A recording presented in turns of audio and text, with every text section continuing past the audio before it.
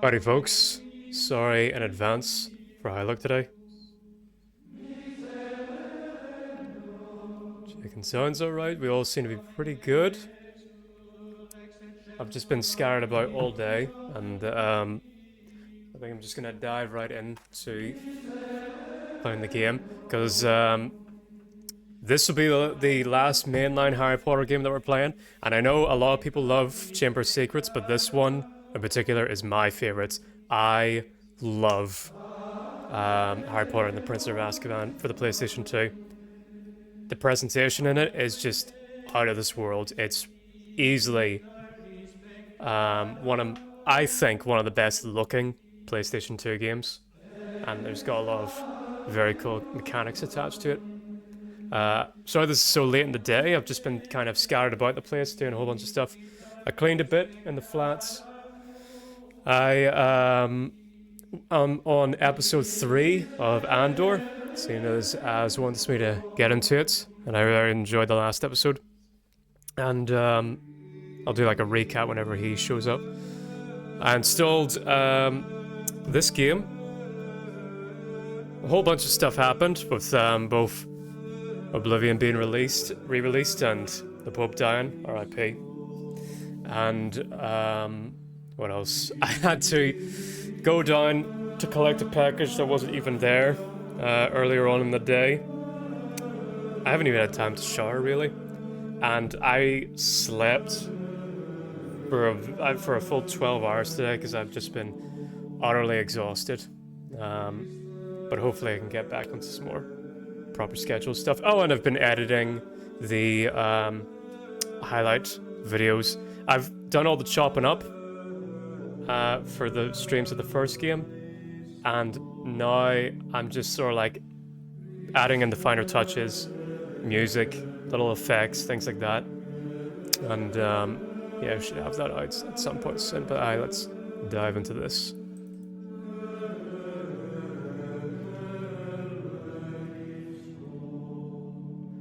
Oh, whoops, let me... Hang on. Just let me do something real quick. Turn off the holy music. And we'll switch to gameplay.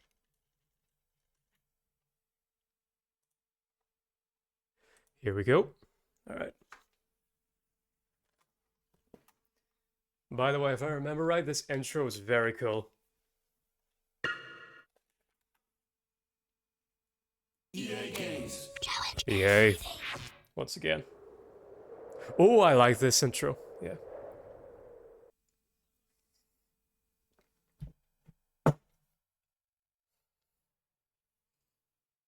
It's a bit more dramatic than the last one. Yeah, here we go.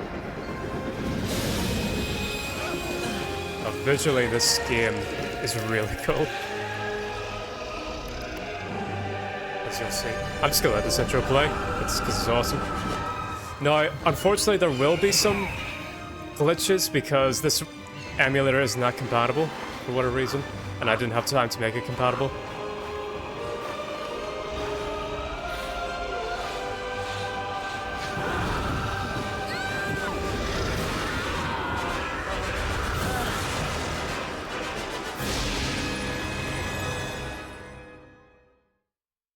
Great stuff. I seem to sound alright. No good.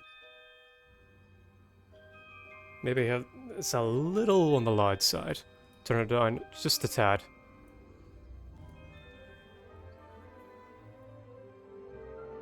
Okay, I think I'm happy with that.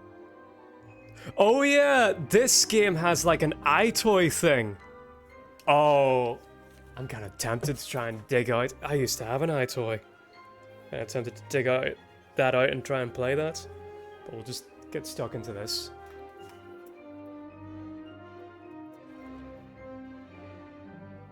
Send a message out to Az streaming now.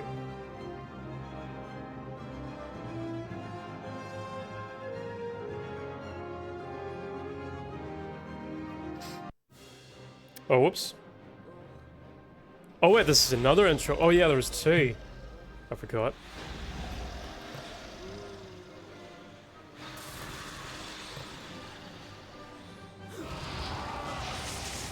I don't want it to spoil stuff, so let's get stuck in. Oh yeah. These loading screens, pretty cool. You get like unique screenshots and art for each one. Sirius Black murdered 13 people with a single curse. Imagine it, a single curse. We got a huge new art style change and a big improvement. I gotta say, these character models are pretty great. Now I'm gonna have to find Scabbers. Calm down, Ron. Oh, You don't want to wake Ron up disappeared for a bit. Defense against the dark arts teacher. I'll help you find Scabbers. Come on. But still, we have the weird editing in these cutscenes. I think Scabbers went that way. Like, look at this. This is a great looking game. Is there a first person thing I can do? No. Alright, we'll just settle this for now. Like the shadows, the character models, this is all pretty great stuff. And the sound design is pretty good. Also, Follow me. Harry's got this like, well, not just Harry anymore. The characters have this great sense of like weight and speed behind them. Like it's got this great, very fun stride with a lot of weight behind it whenever you're like turning here. Come on, Harry. Scabbers went this way. Let's go, Ron. So far, not that many Scabbers, graphical stuff. come here, you little. Oh yeah, you can see with this, they're starting to implement more of the movie's aesthetic, but it's still like very kind of a cartoony thing. Cast Rependo at it. I just keep blasting it. Cast Rependo and I'll grab it. There we go. Get wrecked, get wrecked.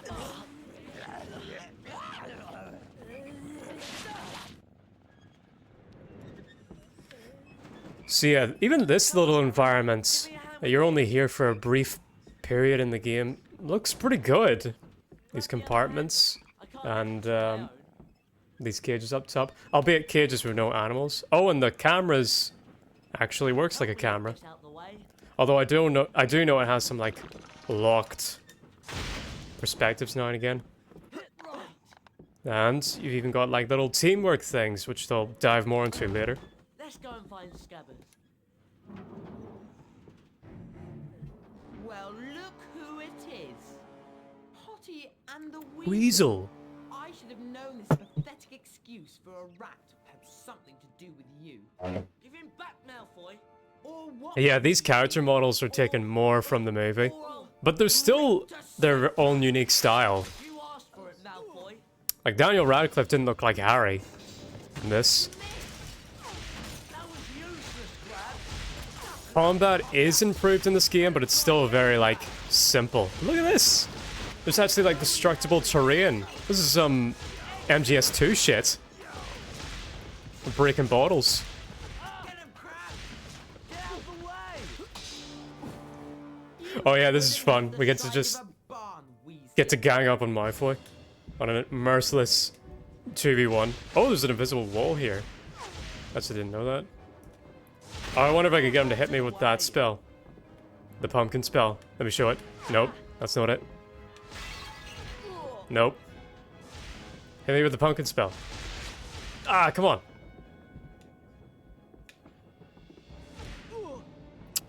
Man. Oh, there's no invisible wall here. Come on, Malfoy. Hit me! Come on, hit me!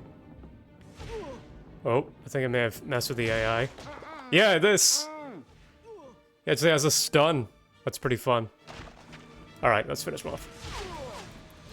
Keep going, Harry. Oh, he actually killed me. This may be the first ever death from this mini-boss battle. Because all you do is just spam Flipendo at him, and he's a bit stuck, and you just rapid fire. It's merciless. Standing on the other side of your face now, aren't you, Malfoy? Has his audio scream lips. Why's the train stopped? Now, where do they go? Because the Dementors are about to jump us. Where did Malfoy, Crab, and Goyle go?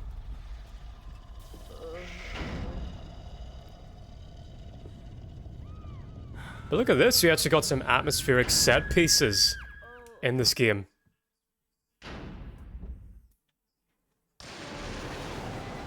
Harry! Harry! Some God of War presentation.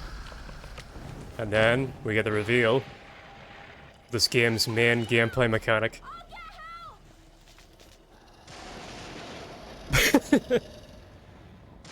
You can play as the other characters. God, the atmosphere in this game is off the charts. This is genuinely, like, scary. If you're a kid.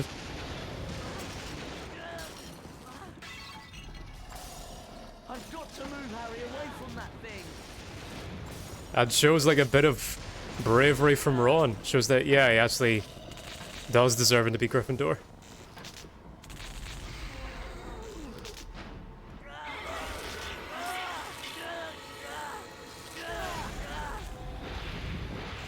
And look, they messed up this terrain, and you got little cinematic moments like that. It's like people were glazing Jack 2 for this. I've got to move Harry away from that thing. Music's working very well, and just God, this game looks really cool. None of us is hiding Sirius Black under our cloaks. And it was made in a very short development time, Harry! if I remember right. All right. What? Are you okay? Yeah. What happened? Who screamed? No one screamed. But I heard screaming. Here, eat it. It'll help. What was that thing? I literally just ate some chocolate. One of the Dementors of Azkaban. Are you sure you're okay, Harry? Fine. Take this book, Harry. I'm sure it'll help. It has a few pages missing, but I'm sure you'll be able to find them at Hogwarts.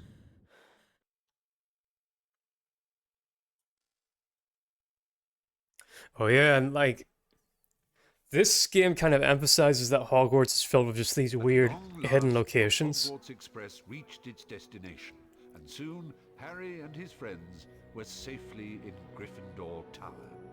Knowing that Sirius Black was likely to be looking for him troubled Harry deeply, and Professor Dumbledore's announcement about Dementors patrolling the gates while Sirius Black was Look at this, still at actual large character only expressions. confirmed his fears. Facial expressions.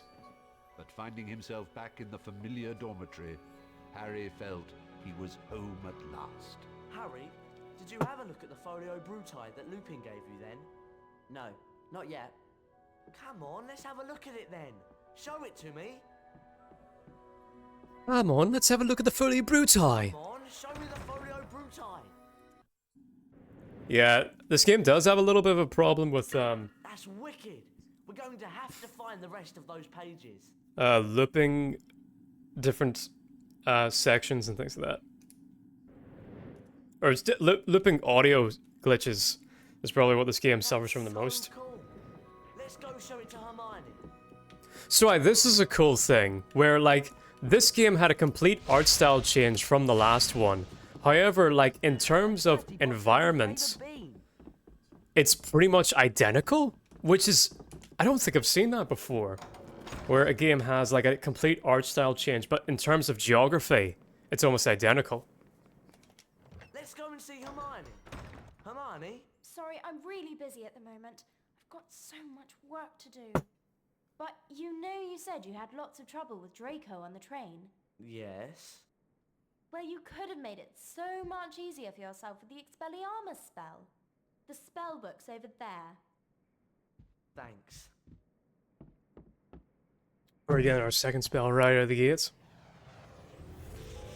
Oh yeah, and continuing with the book opening sequence. I remember the I'd say this is the Expelliarmus best spell. one, because each book has their own like little animation attached to it. And I think even the inside of the books are unique.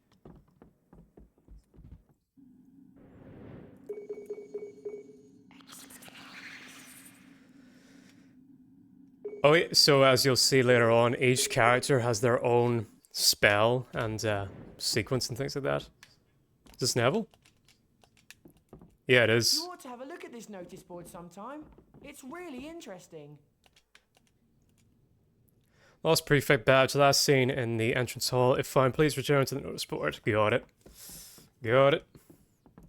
Can we go now? Alright, Ron. Okay, now we come to one of the major flaws. Weasley Twin Shop isn't here anymore, but I think it might be in a better location now, actually. But the common room, with the downside that the common room never really functions as like a hub area, but it never really felt like a hub area because you had an antagonistic presence with Percy in what's supposed to be your home. You cast Rependo at me, and I'll try and use Expelliarmus. Come on, cast Rependo at me. Ugh. So that is actual combat mechanics. Right, now it's my turn.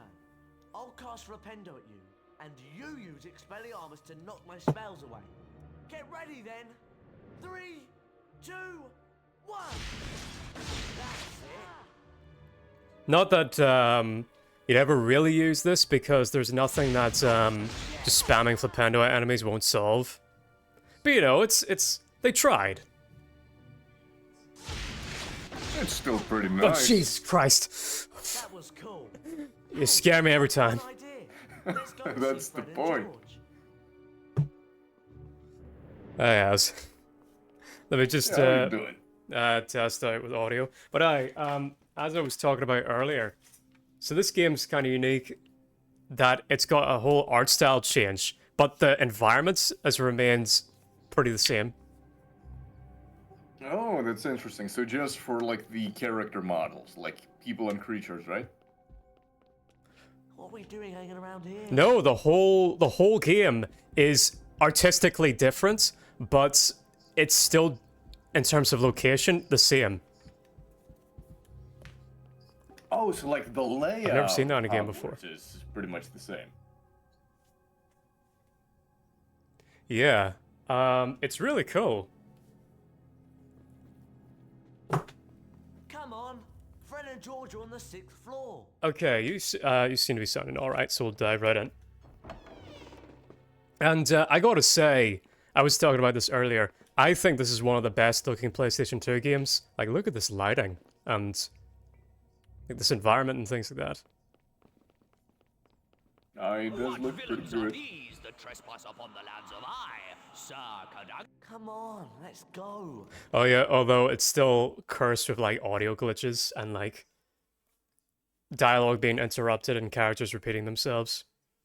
Come on. Well, Fred is and it George are on like the the 6th game floor. issue, or is it because we're using the shmemulation? No, this was the case in the original PlayStation 2. I remember it.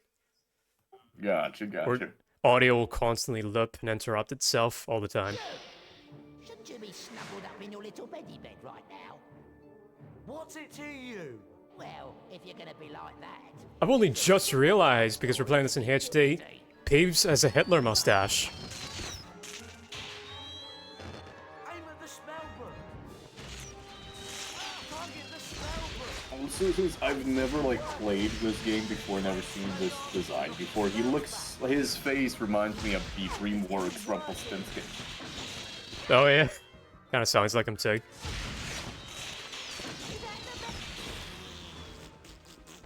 But I think that's the only time you get like a close-up. Oh wait, we're not done. Look at the spell book, Harry.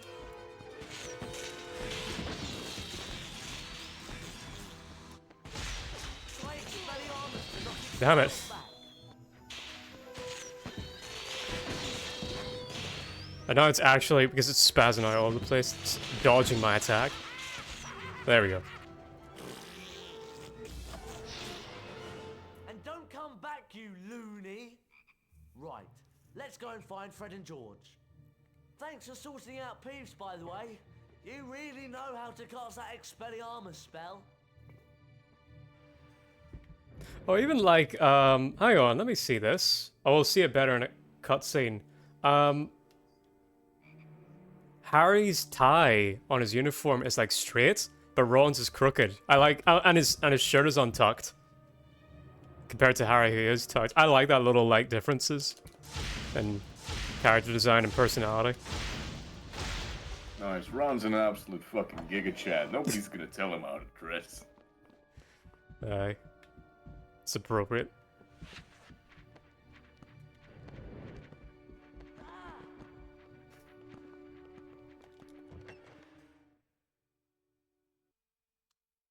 Is this the shop?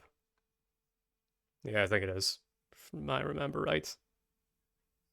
Yeah, here we go. And now we're going to see this game's major mechanic. George, what have you got to show us then? Something really special. This way.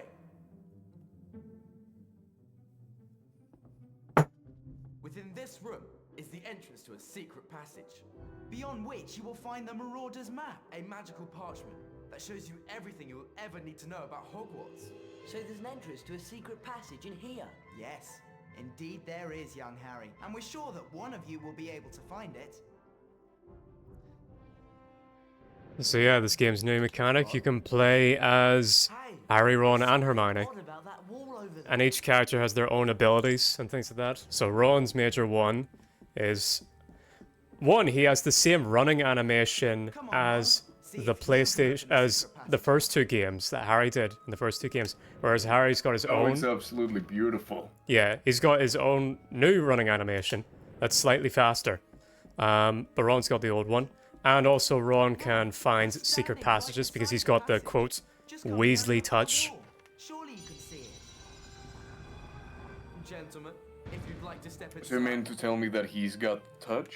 But does he have the power? Yeah. Can I touch? Yeah, I can Weasley touch these. For beans. A Bertie Bott's every flavour bean.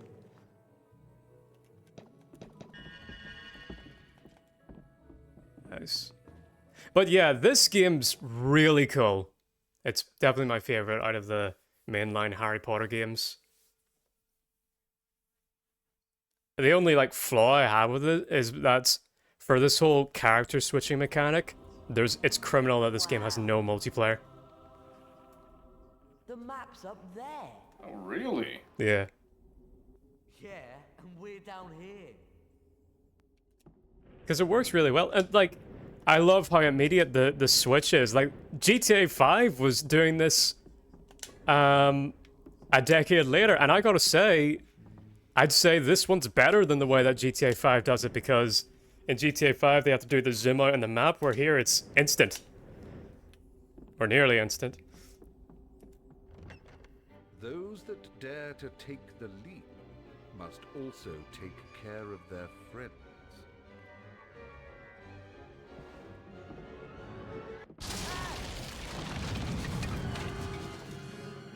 Jiggers, oh. Why do I get the feeling that this isn't going to be... Oh yeah, and one of Harry's unique powers with his new running animation is that he's the only character that can jump because he's, quote, the athletic one.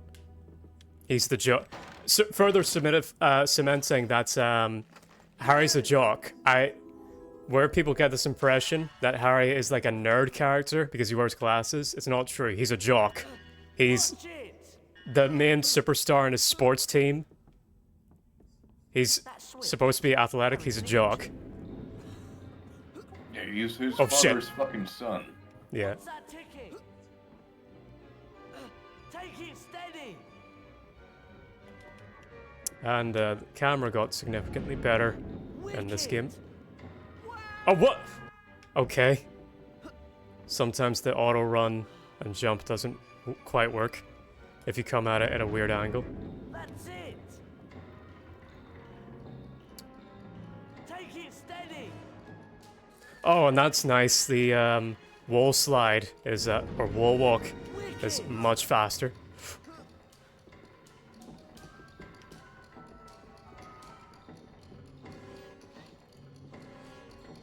You've missed the switch. There's one Shut up, Ron. Okay, yeah. This game does have a problem with some characters never shutting up.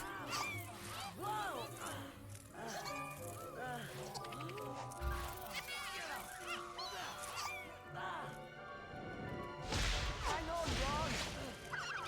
Yeah? What else am I going to do?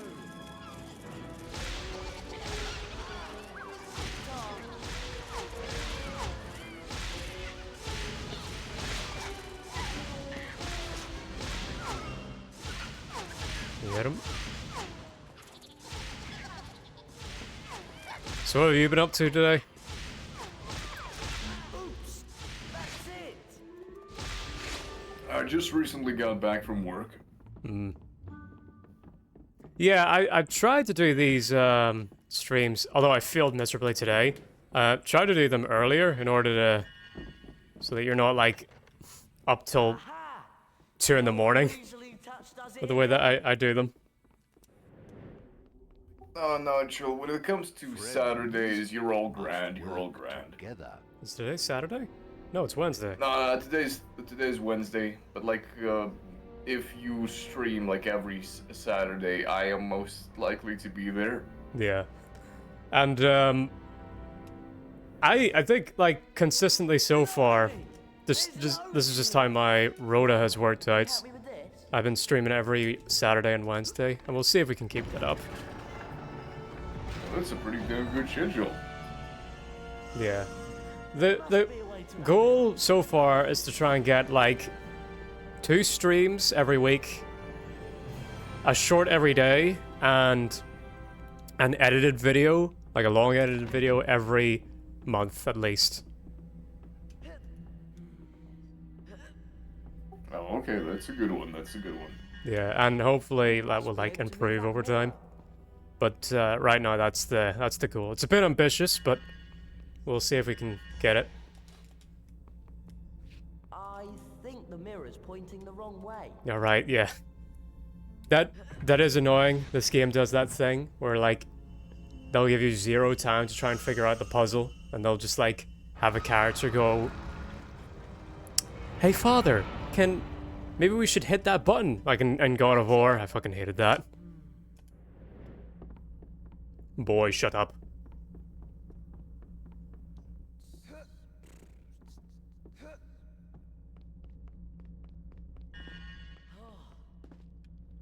Aye, brother, maybe the square fits in the square hole, brother. Yeah.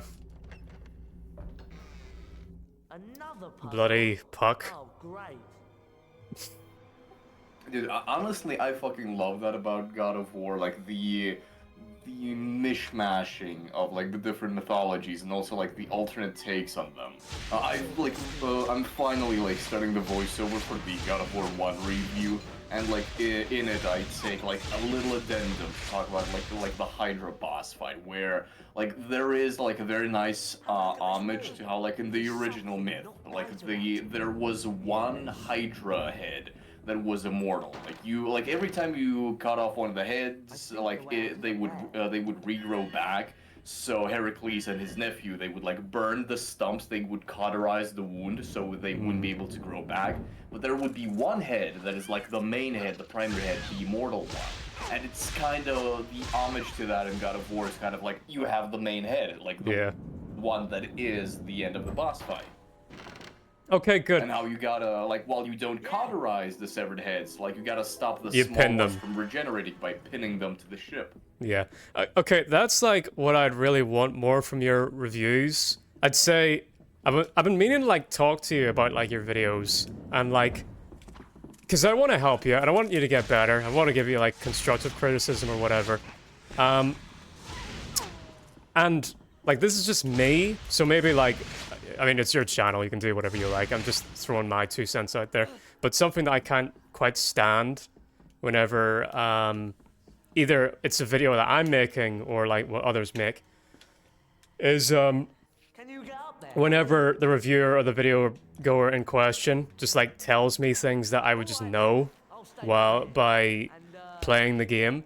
But stuff like that's what you just said about the tie with the original myth and the game. That's something I didn't know, and that's something like worth including. Whereas like compare that, like to give myself an example, whenever I'm like talking about Harry Potter trivia on these streams, I'm not gonna tell you things like, I don't know, like this wasn't like as accurate in the movies as it was in the book or whatever, you know, stuff that you would just know if you watched the movie once or read the book once, you know. And so Yes, I'd say like focus on that type of stuff. Like try and implement things that you think the average God of War fan wouldn't know. And eliminate. That is definitely like something I keep in mind. I also like try to balance it out so that I always try to look at the videos like in the vacuum of everything else. Like how is this video on its own coherent and cohesive? So there are some like yes, it's there are some obvious things like this and that happens in the game, and because of that, I want to discuss this mechanic or this tangential fact. Yeah. Hello, Brandon. And Hey, also, thanks for the follow. A tiny little bit of the back of my head always tells me this could potentially be someone's first ever video on the subject, which ironically was the case with the Crash 3 video.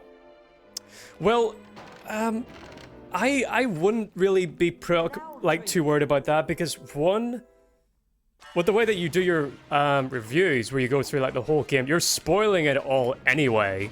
So, might as well like make the video assuming that everyone like has a vague knowledge about God of War, or at least enough knowledge that you would get just from like playing the thing. Hello, Brandon. Thanks for joining in on the stream. I really want to spend these streams about with this game focusing on the unique mechanics and art style of this game because I never get to hear it talked about nearly enough. Like this game's aesthetic isn't taught nearly enough whenever people are talking about like, man, the PlayStation 2 aesthetic. And I never hear people bring up this game, which is a damn shame because fucking look at this room. It's so cool. It looks really damn fucking good. Yeah. Like, if you were to tell me that, like, the previous two games we had on stream were, like, you know, the PS2 era, this is, like, the early Xbox 360, PS3 era, I would have believed you. Yeah. Here you go. Well, this is still PlayStation 2, Xbox original. Yeah, that's what I'm talking about. Yeah. Like, the fact that, like, the difference is so drastic and like, it looks really damn good. I would have believed you if someone were to tell me that this is the, like, early Xbox 360 or right, PS3 okay. title.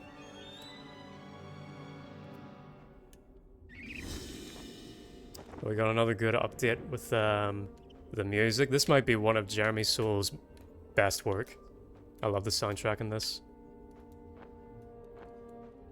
But how are you doing, Brandon in chat? Ooh. You just a fan of this game, or how did you find us? If you're still here. I solemnly swear that I'm up to no good.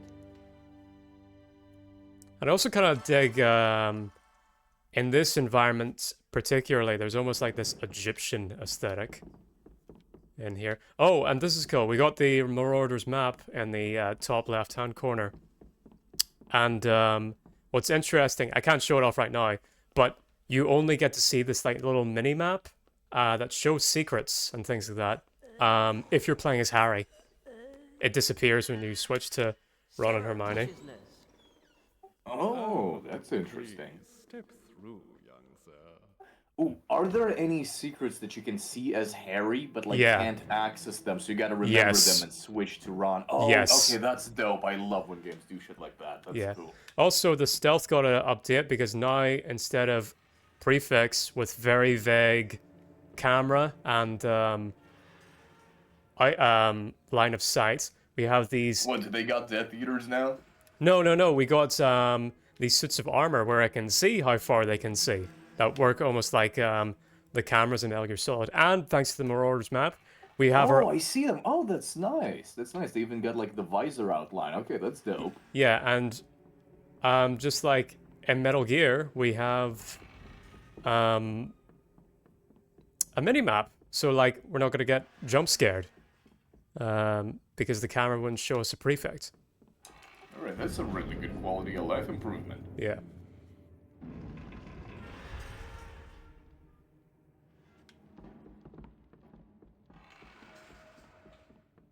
Can't go up here, can you? No. And this game emphasizes more on, like, Hogwarts just having these random secret locations that no one visits.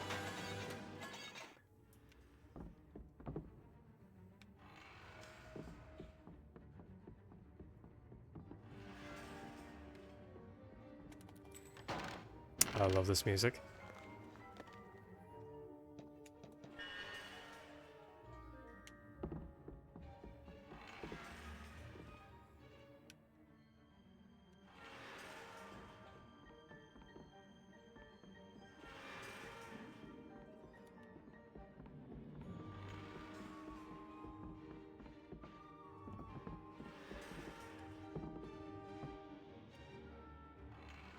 Oh, we got an actual quick turn where I can turn the camera very quickly now. Camera's much better in this. Good.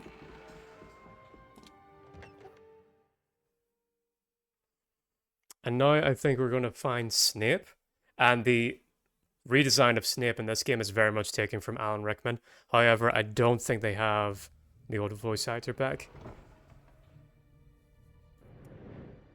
I think they just have him coughing in this game. Here, let me see. Snape, you dickhead! Yeah, he just coughs at you. Which is strange. Oops.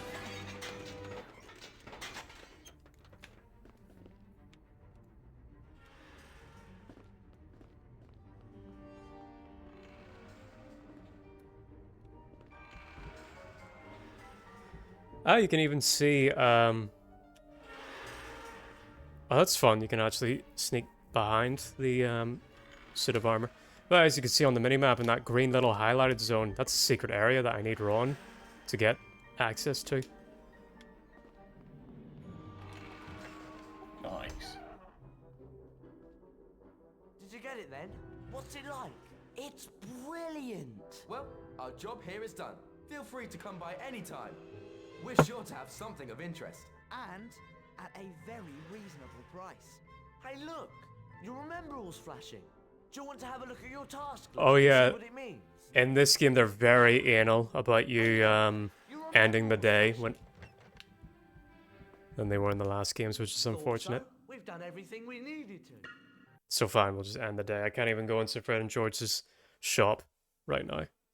Well, you see, Harry is growing up. He's getting older. That means his metabolism ain't what it used to be. He can't, pull off sleepless all-nighters. Yeah. However, At the ripe old age of 13. Yeah, exactly. His bones are already creaking. We've got defense against the dark arts class. Hurry up! I'm on my way. Yeah, I love this. That I was talking about this earlier. The characters actually have facial expressions in the cutscenes. Like even people glaze God of War 1's presentation for a PlayStation 2 game. God of War couldn't do this shit. The one time whenever Kratos has to smile in the first game, it looks so weird. Dude, that is the best fucking animation in that game. Like, the gif of that, it is beautiful. It is so uncannily funny. It was just so clear that, that model was never meant to smile, so... Oh, dude, and, the jump between that and the God of War 2 Kratos model is, so stark. Especially, when you marathon the series, and there is a lot of charm to the first game's Kratos model, but then the second one, you're like, holy shit, that's way more polygons. The previous one's almost like a PS1 model. Yeah. I'm getting worried about Scabbers. He's been acting so strangely since we came to Hogwarts. Oh, dear. So yeah, I got access to Harry, Ron, and Hermione. Hermione's even got her own, little running animation that's unique. Oh wait, is it the same as Harry's? It might be. I know Ron's got the old one, but... maybe Hermione has the same one as Harry. It's hard to tell. Move, dickhead! Leave me alone! Yeah, now that I look at it, I think Harry and Hermione might have the same animation. Yeah. But that's such a interesting... It still shows that they still had some of the original code. Professor Dumbledore has ordered us to stand guard on the grand staircase. Alright, don't care. Probably because it's running on the same engine, would it not be? It's the same engine, but like, look, it's so... What is this? I don't know what this is. We'll come back to that. But like, look, it's still the same environment, but it's got a completely different art style change, and this is weird. Whoa! What? I've never seen... Why am I allowed to zoom the camera in this close? What? Oh my god, that's kind of cool. That's like you can make... Oh dude, you can take snapshots for like thumbnails with this thing. Oh, what? This game's got like an interactable camera. Hang on, let me play around with this. Wait, how did you make it top down? Okay, so whenever you hit both triggers, you can switch from like free control camera and like a Resident Evil style camera. That's really cool, actually. Dude, this is fucking sick. Like, I don't think I've ever seen a game do this. Yeah, that's awesome. So, there you go. All the fucking people who complain of just sort of like, oh, the fucking, you can't do an old school Resident Evil game anymore, like, that camera's so outdated. Well, why don't they do this, then? Why don't they do it where I can switch anytime I want? How about that? Isn't that the best of both worlds, surely? Dickhead. Well, you know, it's also you also gotta take into consideration like the environment art and the way they set up locations. But yeah, you can definitely design a game around that. Okay, well actually, I'm trying it now. It's not for every room, interestingly. I can't that's do what it. I'm talking about. You gotta take the Oh. location layout into consideration. Yeah, okay, so that I... you don't accidentally scuff up the camera collision. Yeah, so I can't do it here, but if I move out here, I can. This is so cool. But yeah, honestly, if, for example, if Well- like Capcom or someone else were to do a survival horror with a switchable camera gimmick, oh, dude, imagine like, I don't know, like some sort of facility, like if that's Capcom with Resident Evil, like some sort of Umbrella Underground facility, like, or any other, just sciencey lab type of shit, and you could use this mechanic by either like your standard like over-the-shoulder third-person camera, that's what your character sees, but then in some rooms you can switch to the video camera perspective, and that way you get the static camera of the classic Resi games. Yeah, but what you were talking about earlier with breaking the camera collision, like look on the left of the screen right now, I've already kind of broken it here, like look at this. yeah, I see beyond the blue hell dam. Yeah. Are there any more locations that I can... not here. No, alright. Alright, that's fine. But I'd like to play with that more. We'll see how that works going forward. But let's go and see Professor Lupin, who is going to show us a very cool-looking dungeon, as you're about to see. But does that dungeon have dragons? No, but it's got a very cool boss. Hermione, Ron, Harry. Nice. Would you come here, please? I would like you to go in there and bring back the Glacier spellbook. You want to know how I got these scars? They're on their third year, they don't even question it anymore. Like, go into this death trap and get this spellbook, and they're like, alright, sir, don't even blink, don't even flinch. Just go on, off you trot. Yeah, they're living by like fucking Spartan rules at this point. It's just surviving for the sake of passing grade. Mm-hmm. Let's switch over. I want to be Harry. I want to be the boy who lived. And it is cool that I just have these characters with me at all times to join me in like combat and puzzles and stuff. And I can switch on the fly whenever.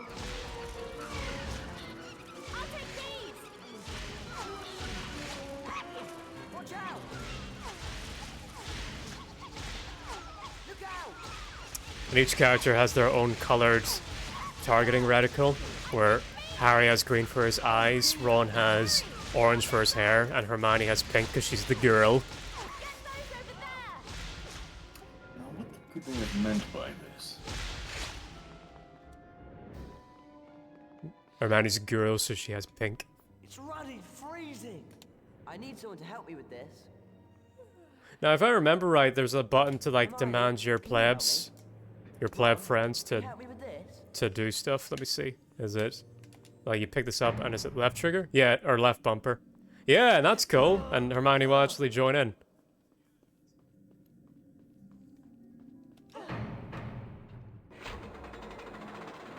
Thank goodness for that.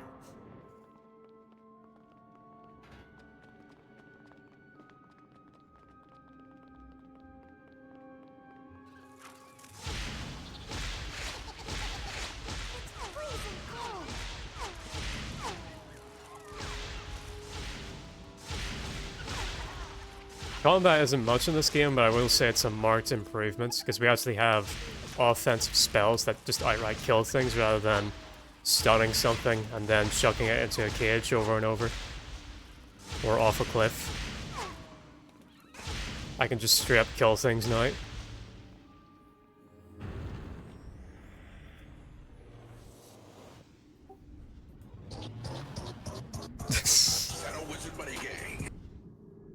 That was good timing with the weird camera angle that was going on. Yeah, another cool camera angle. Hang on, let me see this again.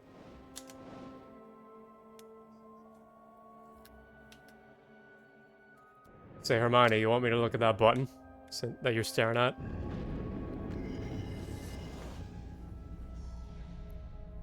Ah, yes, the Fur Affinity button.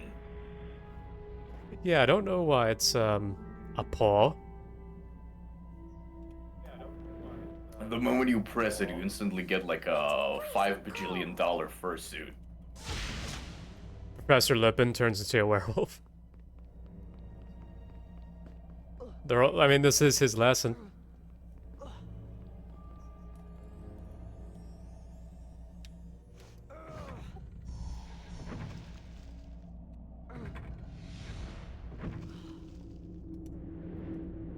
I really like the lighting effect on these these light beams. I don't know why, but it reminds me, in a good way, of Spyro and the Eternal Nights. One of the few good aspects of that game is that it has the occasional bit of cool atmosphere. True, true. Like, I was just about to say that I really love how the PS2 light engines would, like, illuminate the environments.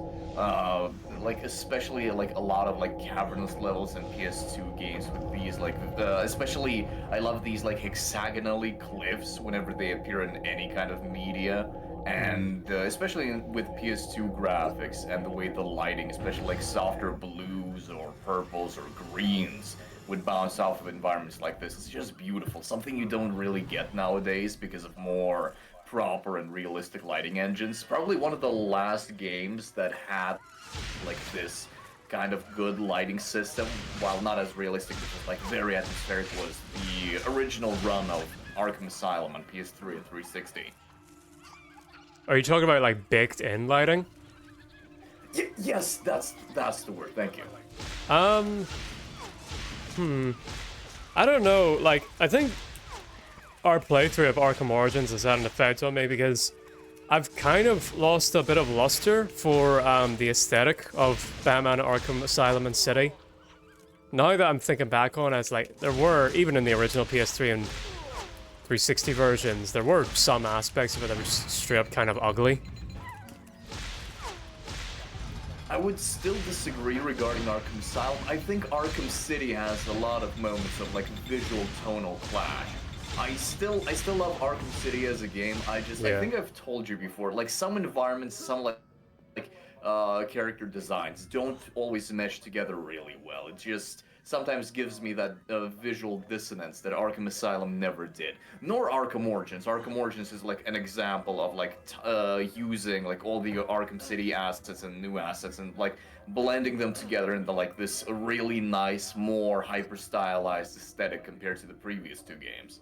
Yeah. Arkham City tried to have like the blend of like your typical browns and grays of the Xbox 360 and PS3 era with like, you know, attempting realism with a little bit of stylization while trying to seem comic booky, and it didn't always work. Arkham Asylum just went for straight up like your Grant Morrison, very gothic, very ethereal comic booky sort of vibe, and Arkham Origins just went for straight up comic book, and then Arkham City is like this very weird mishmash of several things while not sticking to either one of them. I'm not too sure. It was more just sort of like environments. I can't really put my finger on it. It's just sort of like I'm just thinking. I think you need to work out how to open one of those big doors. Shut up, Hermione. I'm just like trying to remember the environments in Arkham City, and I just remember a lot of greens and a lot of just like these metal doors that slide open. And I can't explain why, but I just find those metal doors in particular just very ugly. The ones that slide open, you mean like in Arkham Asylum? The ones with several bars on Yeah, them? yeah. Like... The ones that are like, they're like interlocked and they just like separate out like that. Huh, okay, yeah, I get what you mean. Like, honestly, I always felt like they fit, though I do think that the other type of doors, the type of doors where you have like those two sliding bars and the circular logo of Arkham, always worked a little bit better with the aesthetics. I just weirdly enjoy the animation of those interlocking doors. I just saw on Twitter that like Hyperbit Hero was like gassing up. There's some kind of switch. He recently replayed Arkham Asylum and loved the atmosphere in that and the aesthetics, and I was just sort of like, the aesthetics? The atmosphere, yes, but the aesthetics, I was just like, Done something at least. I don't know, man. I just like, I just really liked Arkham Origins and Arkham Knights better, which feels unfair to say because I know they came after, so like, obviously they got more experience, but... Well, they're also going for different things. Like, Arkham Origins is going for, like, a modern comic book style, and then Arkham Knight is going for, like a very, like, I wouldn't call it hyper-realism. I would call it heightened realism. Like, everything seems like it's living and breathing, but then it also has, like, that, like, level of absurdity, like, in the city layout and some designs, and, like, works really well. But... like, they go for, like, completely different things from Arkham Asylum. I genuinely can't quite put my finger on why you, like, would find the Arkham Asylum aesthetics less appealing. If you were talking about Arkham City, sure, I'm there with you 100%, because it doesn't always seem cohesive. I think, like, for example, something like the Wonder City, you're like, oh, okay, we're doing the Arkham Asylum thing again. But then you go for like the industrial district of like where Joker's goons are, and you're like, okay, I see what you're going for, but it like I do have a lot of tonal clash at this point between like characters' environments and the visual language of the game. Like, I can't quite put my finger on it in that, like, particularly the NPC models in Asylum just kind of look kind of ugly to me. Like, Batman himself, I think, only, like, really looks good from the back, which is a good thing that, like, okay, you're looking at his back throughout the entire game. But, like, whenever I turn him around, I don't know, man. It just looks kind of off, especially his face. Like, Bruce, why are you so lumpy?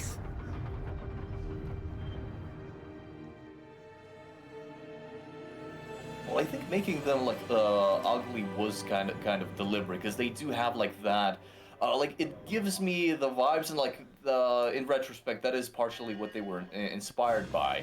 Like, it has the vibes of the Arkham Asylum graphic novel by Grant Morrison, but also trying to mesh that in with your like superhero, like He-Man, like everyone's super buff and yoked out.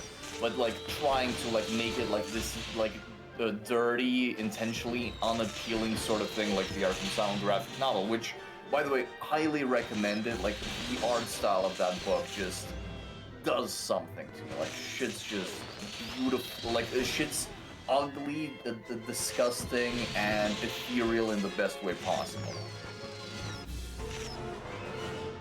Yeah, I know about it. It's very famous. Alright, time to bust out the old Weasley touch. There's something just about here. Whoa! Well, that worked. This game actually has some, like, slapstick and banter with the characters. I like it. Painful. And these Komodo dragon dudes actually look pretty cool. Oh, dude, they do. Like, oh my god, they remind me of like of Reki from Ragnarok, but like cartoony and smaller. Oh man, I like this design. I really do.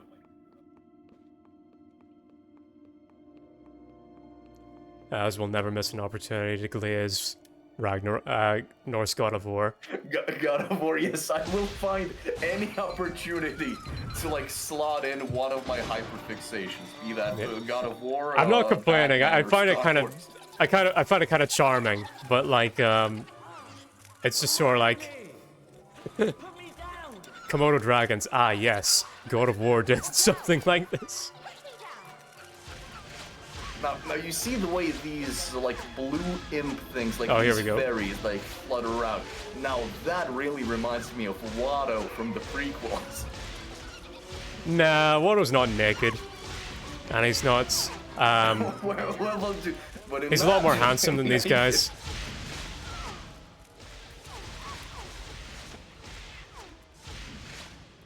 Actually, no.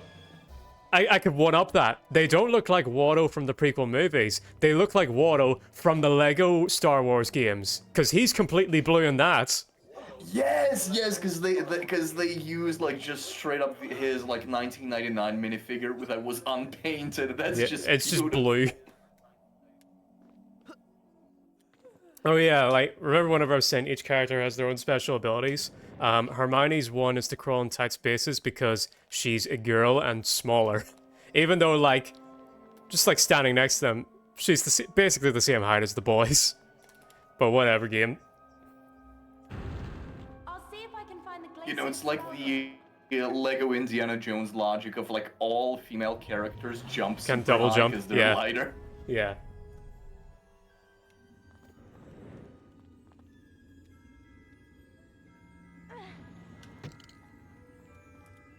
Nah, I'm not complaining. I love this game.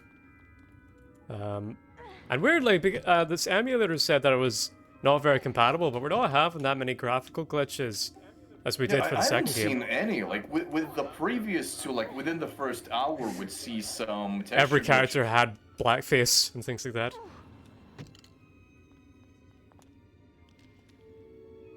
Still to this day, one of my favorite glitches ever is core blackface in Jak 2 in the HD remake.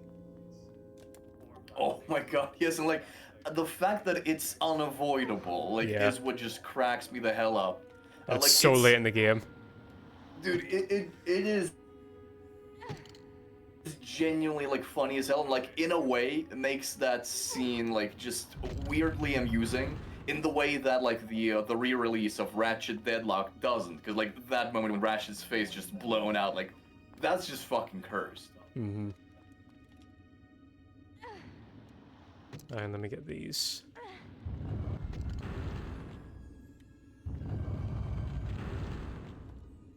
These chests here. Amazing chest ahead.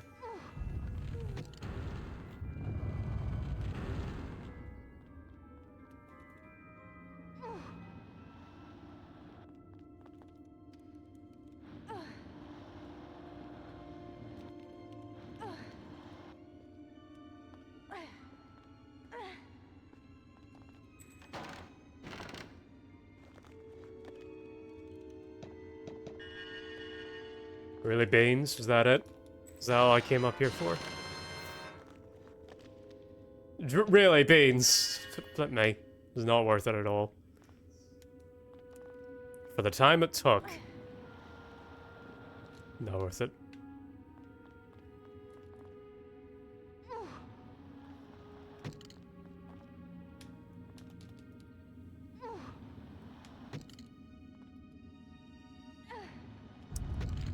Gonna come across, a cool part where in this game where you're about to see a thing, as you called it, levolution in this dungeon. Which is a big reason why it's so cool. Oh, hell yeah, I love stuff like that.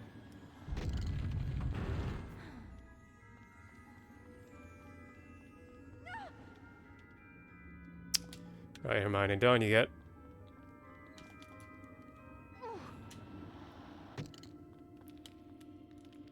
So we gotta push this ice block all the way around. Cool. Go on.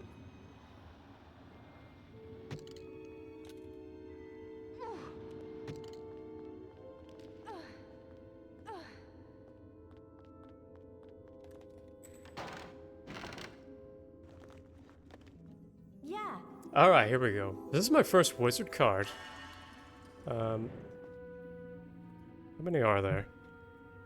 Oh, and they don't, like, take you straight to the menu. Alright then. That's fine. Admittingly, that got, like, pretty annoying after a while in the game. Ah, here we go. Man, this environment's great. It's very, like, Spyro Eternal Night. Or, sorry, New Beginning with the, Ice King boss. Oh, look at this! This is sick looking. Oh yeah, it does look real good from that angle. I love this little gimmick of being able to look down on the characters like ants. Alright, now, watch this. Man. Now, watch this. We got the ice spell.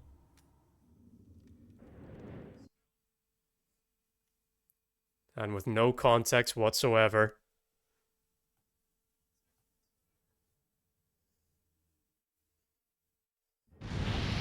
We just get chucked into the depths of hell. Goddamn bot again. Yeah. Alright, now I want to see, I think I've modded you. Can you take that guy out? Can I officially say mods? Cut this guy's balls off. Let's see, can you do it? God, I'm so orange in that light. Alright, let me try that out. Wait, can I? Yeah, I can move the camera. Oh, look at that. That's awesome. That shift in environment.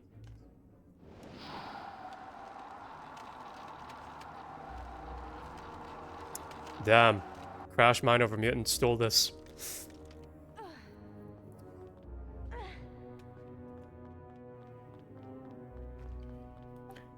Well, okay, at least in Crash Mind Over Mutant, you get to also ride a giant, not purple, blue snake dude. Not snake, fucking rat dude. Holy shit, I'm completely, yeah. Okay, fucking hell, I can't keep forgetting what I'm about to say. Okay, I can see you in the chat. Now, can you, like, right-click on that bot and ban him? I'm trying to. It's letting me block him, but I assume just, that means blocking from interacting with me, but I don't think I have access to, like, chat moderation. Okay. So just kill these enemies real quick, and, because I'd really like to give you that ability. Let me see. A video.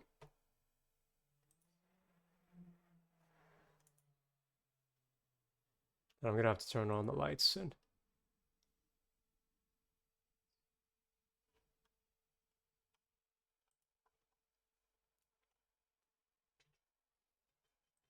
Switch on over to the stream. Okay, let me look at you. Can I mod Azrael? Yes. Right. Now I do have the power.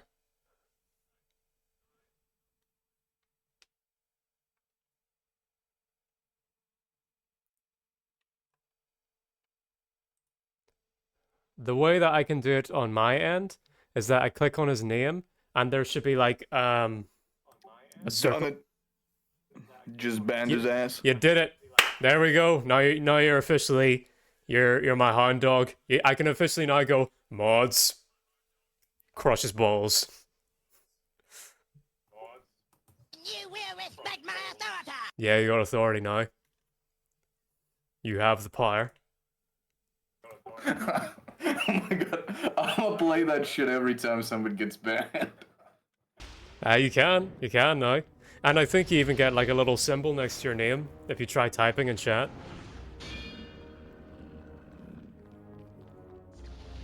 Yeah, you do, you got a little sword. Oh, nice. I love that little sword thing. Because it's just sort of like... Wait, why am I stuck on pause? In terms of gameplay, what the fuck?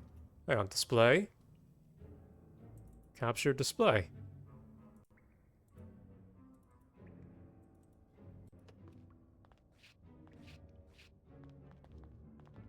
What the fuck? Why is it not showing? There we go. Okay, now it is. Oh, nice. I don't know why I was stuck on the pause thing for so long. So yeah, this ice level is completely turned into a fire level. Which is cool. Fucking Mario Galaxy stole this. Oh, it even melted the ice block. Okay, I love it. Yeah, Mario Galaxy stole this. Like, everyone's stealing everything from Harry Potter and the Prisoner of Azkaban. No originality in the game. Travesty. No originality in the game industry.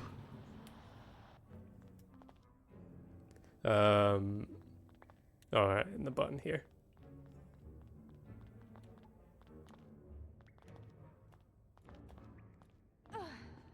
Nope.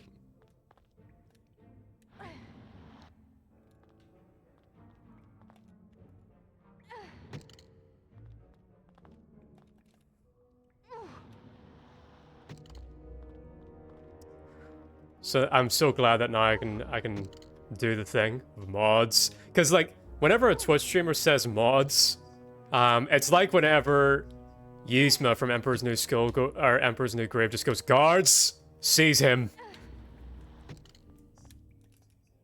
Damn, we gotta stop Beastie's gone mad with power with a whole single moderator. Yeah.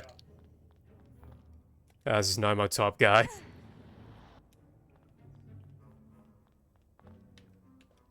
Alright, I'm gonna clip that and make you say Az is my top. No, fuck off. Doesn't even sound right.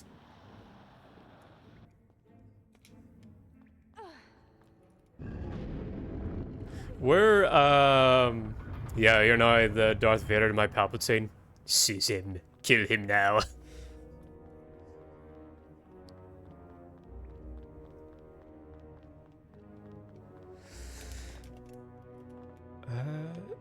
Go on, get this chest. Yep.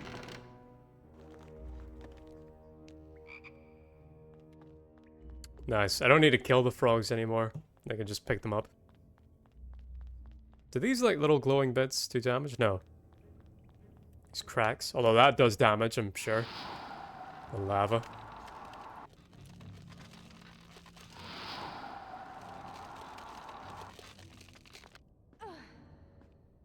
Now I'm reminded of, Crash Mine Over Mutants.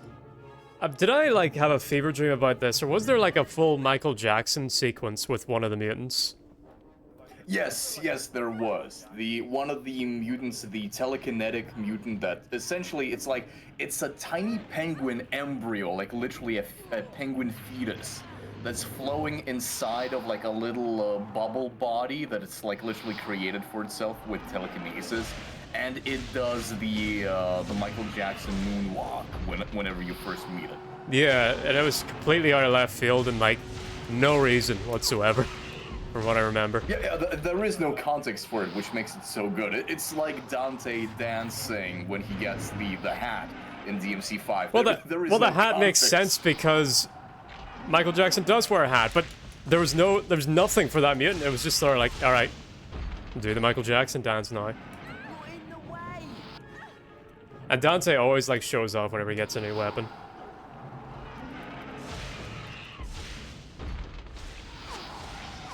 Oh, that's sick. The Komodos also change the like their element. That's sick. And I need to turn them into ice to kill them.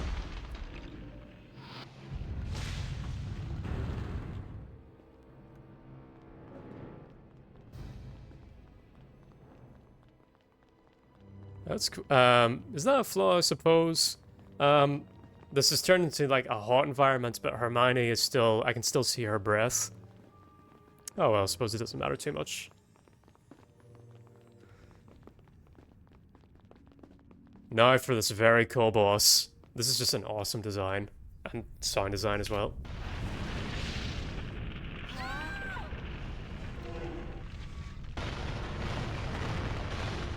Oh, this is just brilliant.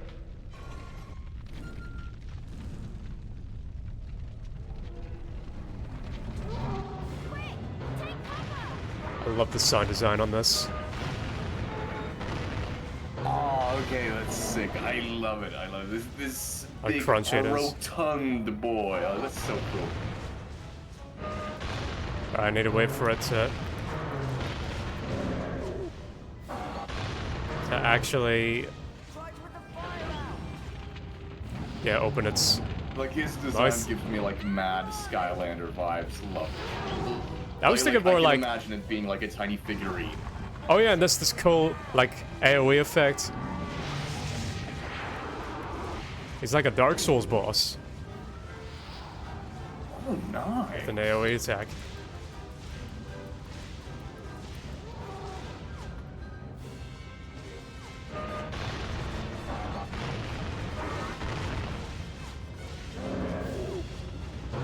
Open up, big head. Freeze it, Hermione! Hermione! Oh no! That's really got it angry. And the bloom Ooh, I also effect. noticed we finally got the boss health bars now. Yeah, yeah. Well, the boss has health bars in the previous games as well. Well, true. I mean, like personalized boss health bars. No, they're all like the Character circular patterns, and they had portraits in the last game. It's just like my. Wait, They did. Okay, they did. They. I thought they all had like the same like red bar with just nothing else. No, they. It was just my webcam was covering where the boss's icon would be. Oh, okay, I see. Okay, I got you. Sugar. There we go. Oh, I love this cutscene. What do you see?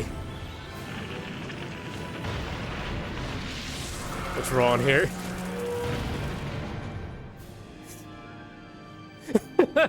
He gave like the light skin smile. Ron trying to pass off as Drake. Wait, hold on, but the boss had like half HP left. It was only like three stages. Like the bar really didn't matter. It was just sort of like you kill its arms and then you kill its head. And that was the boss. Alright, I'm gonna brew some tea. Turn on the light.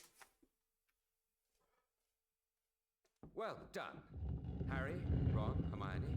An excellent performance. 50 house points for Gryffindor. That is all for today. Class dismissed. Harry? Can you show me how you made the Dementor back off? I don't pretend to be an expert at fighting Dementors, Harry, but I'll try and help. Oh, this soon. right now. We're already asking I have a lot to do. Professor and that Lippin was a for very Dementor inconvenient time when I lessons. fall ill.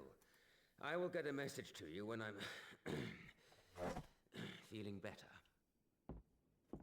Come on, Harry. It's potions next. Got potions.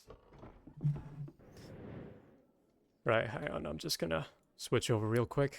A sec.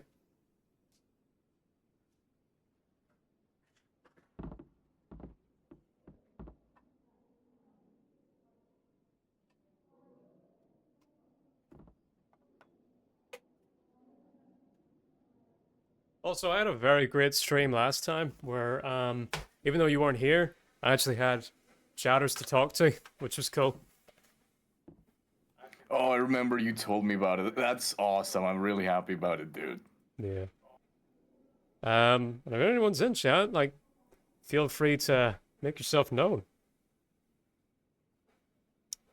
I appreciate Brandon coming by, but all I did was say hi and then walked off like Virgil in DMC 4. Trying to aura farm like, mate, no one is calling your name. We see the fit. Yeah.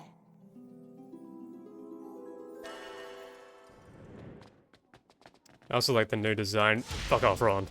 Of the wizard cards in this. Alright, noticing a little bit of bias where they have the Gryffindor banners in what is supposed to be like just a regular class. But look at this new camera angle as well. With more cool environments. I'm gonna see if I can make like a compilation of like all these unique cameras. Because for this room, like, there's no reason for it to exist, but it does. And it's cool.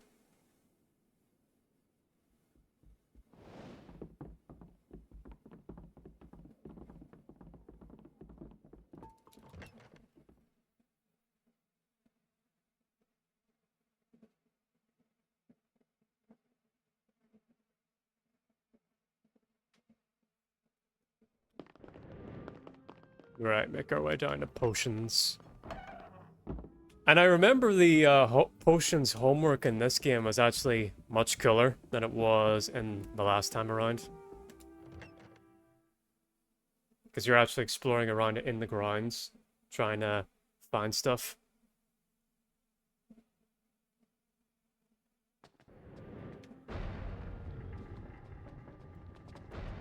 Alright, I think now the castle's going to begin opening up a bit more.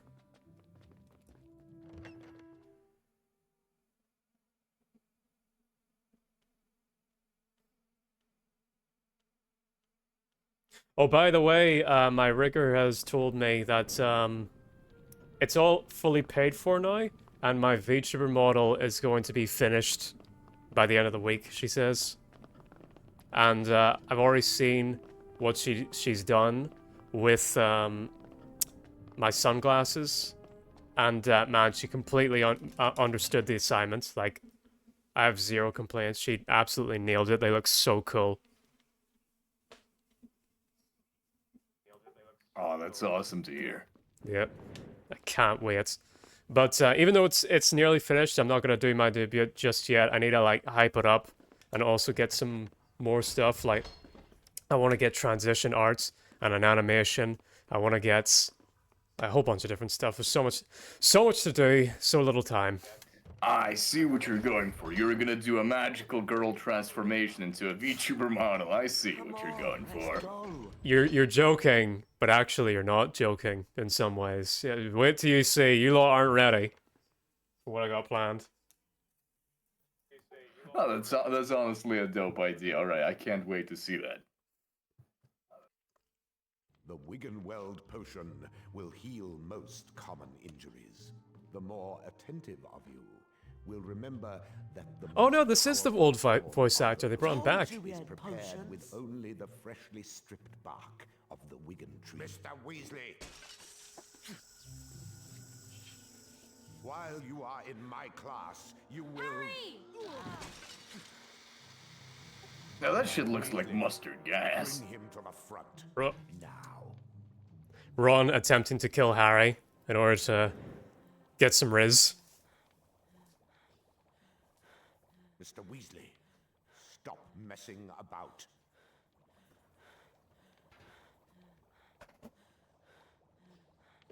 Bring him here. But sir, I'm aura farming. Mr. Weasley, stop messing about. The hoes are watching. Settle down, Mr. Malfoy. Yeah, don't get too excited, Malfoy. Settle down, Mr. Malfoy.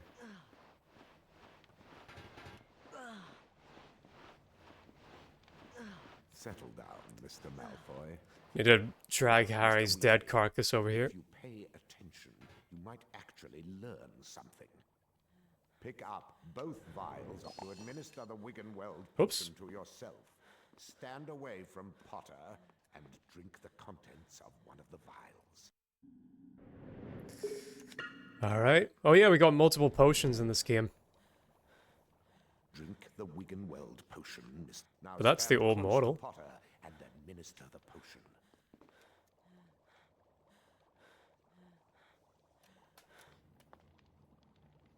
What happened?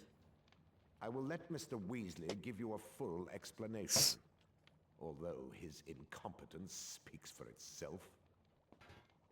Thanks to Mr. Weasley's little sideshow, we no longer have time for the rest of the lesson.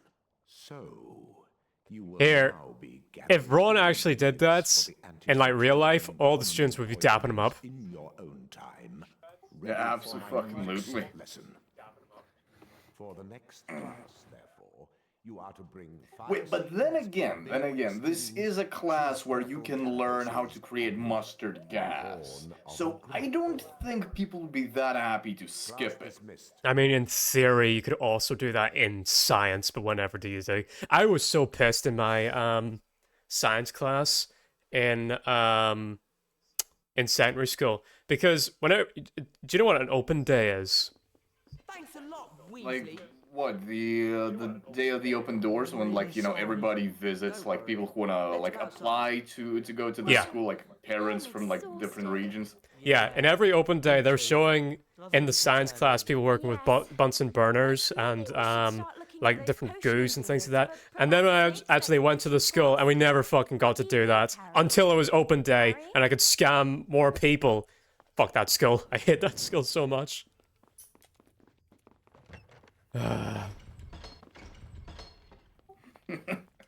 Oh, dude, yeah, that's that would suck. We luckily we never, like at least in my school, we were never advertised to do such a thing, and we never did such a thing. Yeah, you never played around with fire and things like that? I mean, honestly, we might have, but I definitely would have missed some of that. I know that they used to mix acids in like chemistry and like the in high school. I missed a lot of high school because I was working. I was literally skipping high school a lot to go to work. Yeah, The yeah. house point totals are to be counted. Oh, we got this cutscene again, and it's much faster, thank God. Hufflepuff. Gryffindor. But I think they always still put us in the lead, Gryffindor is no matter in what. the lead. They learned their lesson from the Chamber of Secrets. Oh yeah, this part of the game. Okay, this is a completely original part of the game with no connection to the book or movies. That's basically just a comedy relief level. You've got to help Neville. What? Neville was wandering around on the 5th floor, and Malfoy's lot found him and locked him in the Muggle Studies classroom. And they've released a ghoul. Where's Hermione? In the girls' dormitory. She's finding it easy to study up there. Well, I suppose it's you and me then, Ron. So yeah, like we're on this, even though it's the main story, we're on this random side quest where we need to go save Neville. And it's just like a little, like episode, like a little slice of life moments in the life of Harry Potter, and it's strangely charming. And there's actually a bit of interesting world building that we get to see. I'll show later on.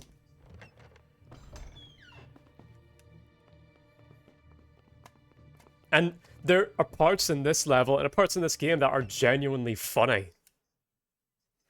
Like, intentionally so. That like they're cracking a few jokes and they're actually good. And good slapstick.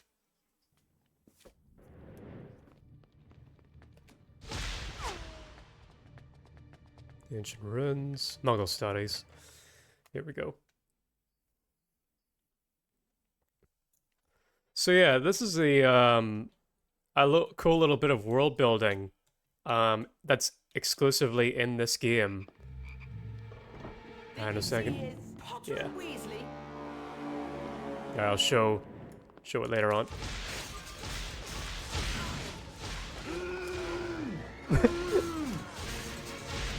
Get out the way! It's a fun noise.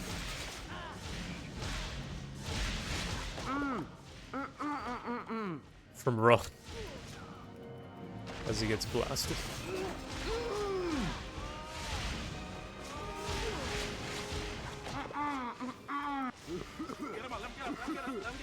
Yeah, we're jumping. We're gonna put this on World Star.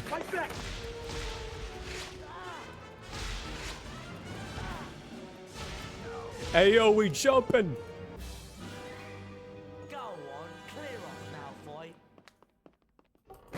Legalize nuclear bombs. Still got to save Neville from the ghoul. See, yeah, here's the cool little bit of world building here, where Muggle Studies is like... Oh, is that a chocolate frog? Yeah. They're in all the games, but look at this. Muggle Studies is like barely mentioned in the books and the movies, but we actually get to see what the Muggle Studies classroom looks like in this, and this is completely original to this game, and they made it into like a museum, where this makes complete sense, where they made a museum out of regular household objects that you would see in the Muggle world, like an old TV and a fireplace and things like that. Oh yeah, I love how they have like on a chalkboard a literal diagram. Oh, this is how they use the television. The TV, yeah, this is so cool. There's nothing like this in the books or in the films. This is something that the game devs came up with, and it's actually like good world building, and it makes sense, and like it has a cool aesthetic to it, and there's even a little detail of like, this is still very like dated technology. Like Harry Potter takes place in the 90s, and this is clearly like 60s or 70s. Yeah, 60s, 70s like stuff. They're clearly like behind the times. This is so cool. This is one of the coolest Harry Potter like. Oh, it's one of those old Hoovers. Oh, this is yeah. I love this level so much. This might be the peak of the game, actually. Actually, no, there's another level coming up. That might be the peak. Like, look at this! They got, like, museums of drums and, like, gramophones, and this is an organ, I guess. Wait, what does this, chalkboard say? Yeah, it's actually, each chalkboard is unique and tied to the items around it. The attention to detail in this is actually kind of crazy. That's how you do world building, JK. Well, like, let's not dismiss like JK. Like she did the rest of the world building for this entire franchise. But like, this is a completely like video game original, and it fits so well. I love it. Oh yeah, we have boss fights with household objects.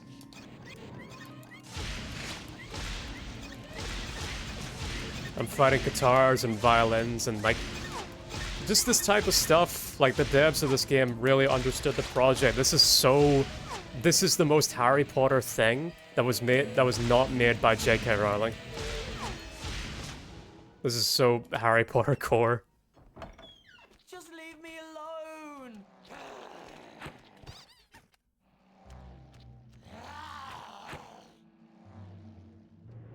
Like I'll look at this room a bit more in depth later, but look at this. So there's Neville up there and a ghoul prowling about. This ghoul used to scare the shit out of me back in the day, because I think if you like hit it, That's just annoying it. it will like do this terrifying sprint. No. Oh, he's actually being kind of chill.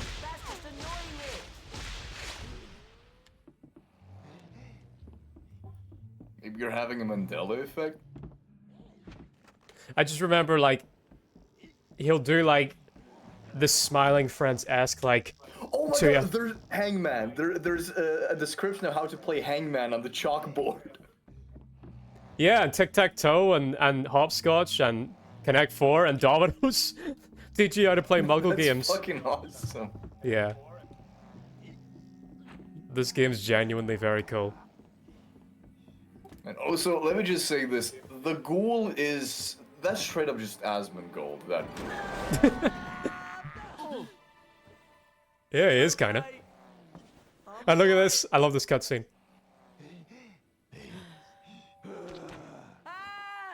Okay then, you keep it I love how they're all both either concerned or just amused by stupidity. Yeah, they're like, we're fucking off. We're just leaving Harry to deal with Asmongold while we fight these old school toys.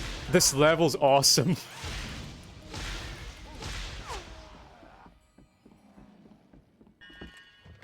And this this whole level is supposed to be like Ron's level, where we're getting his one and only unique spell. And unfortunately, this is where the game gets a little not good, because we're about to run into the worst enemy of the game.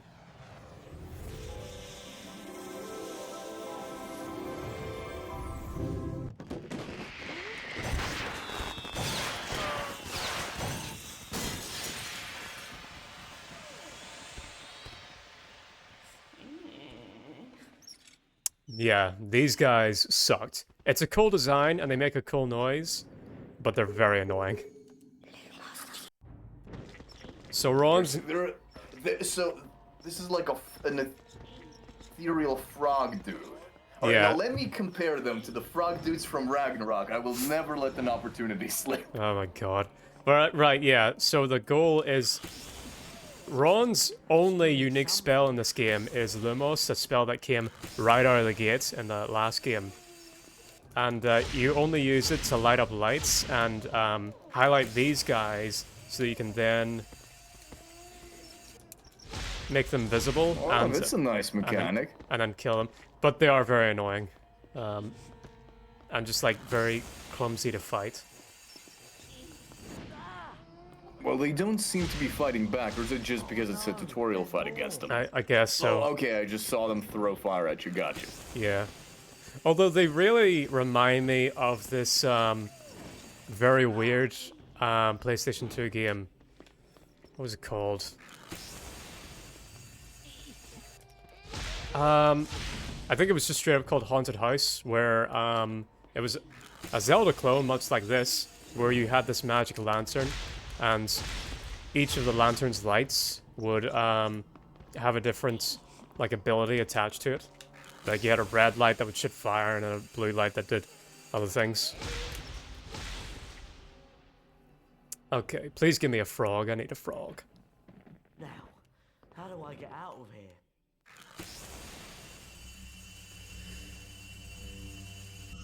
But it is kind of lame. So each of the main characters, gets their own spells. Ron gets one spell also himself. Harry gets 2. Hermione gets 3. I understand the idea is that, okay, Ron gets the least amount of spells, but he gets the most items that he can use. Like he can use stink pellets and dung bombs. Harry's sort of like the middle between, and then Hermione gets the most spells because she's the smartest. I understand that, but like, really, Ron gets Lumos, the spell that we got right out of the box in the first 2 games. Feels like he got shafted a bit.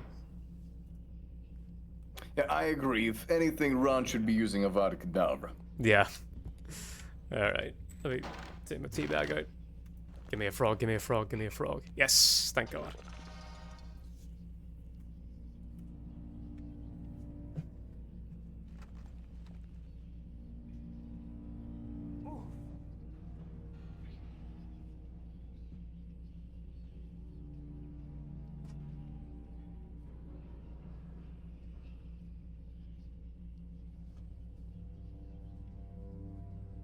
Alright.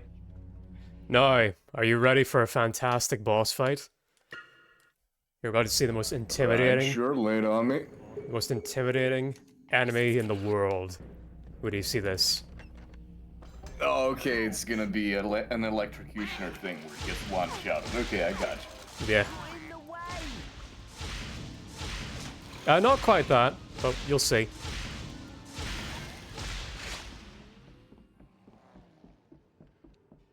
Look, you can even see him in the distance. It's foreshadowing.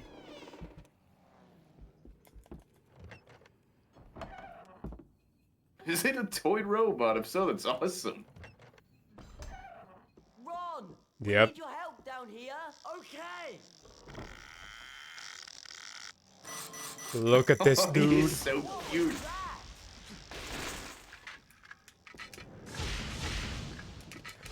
And look, he's just deflecting my bullets. Unfazed. chat. Oh my god, dude, he's just flossing and deflecting your bullets. I love it. Yeah. He's flossing.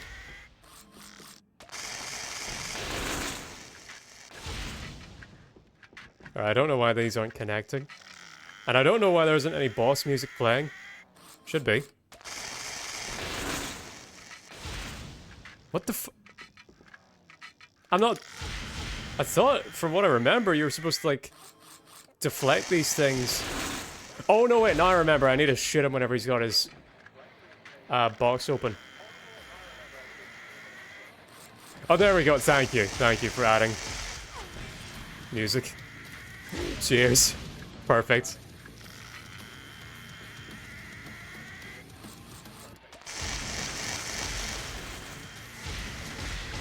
Absolutely dodging his rockets.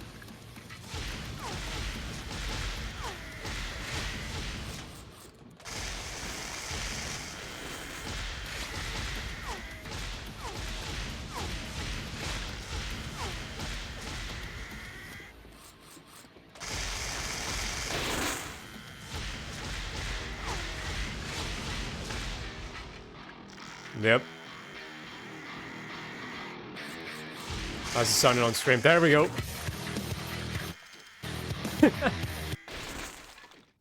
There we go. Blimey. Decapitated. Flawless victory. Alright then, time to see if Neville from Asmongold. Oh! Wait, hang on. Stop that. It's not doing any good. Oh wait, yeah. I can't get it to the GS after me. Hang on. Let me see. Let me... If I just, like, shit him all the way over here. Stop that. It's not Asmon coming to get... You gonna come and get me? No. Oh, he did before. Hang on. Stop that. It's not doing any good. Maybe you gotta be in his line of sight? Maybe.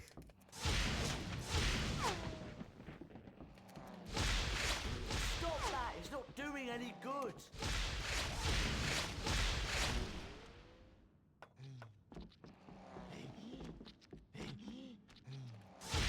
Stop that. It's not doing any good. No? Okay. We'll switch on over. I hope that sounded good, the music that you added on the stream. It was probably a little quiet, I'm gonna guess. I personally think it was alright. I've been also listening to the stream in the background. It did show through. Okay, good. At least it wasn't mute.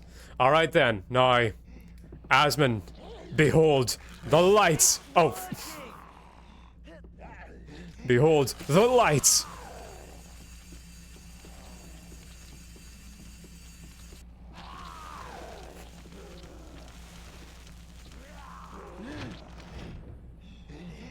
Now leave my friend You're just alone. pushing him back in his apartment. Yeah, with the rats. Let's get back to the common room. Get back to playing WoW Classic.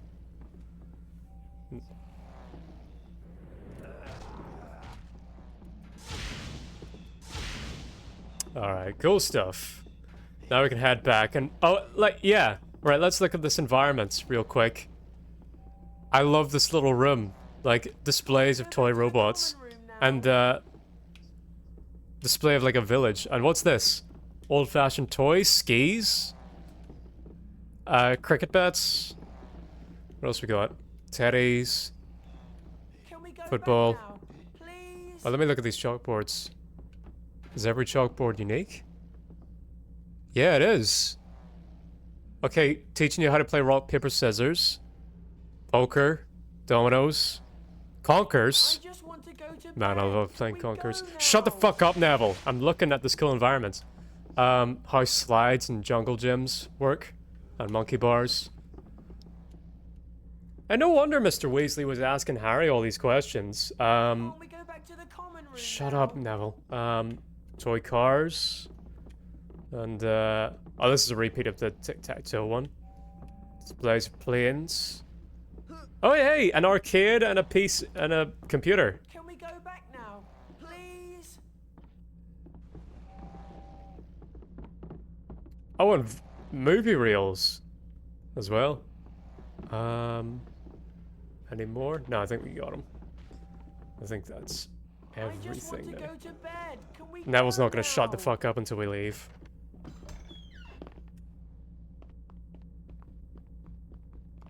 Alright, let's get going. Let's progress the game. No fun allowed. Can't we go back to the common room now?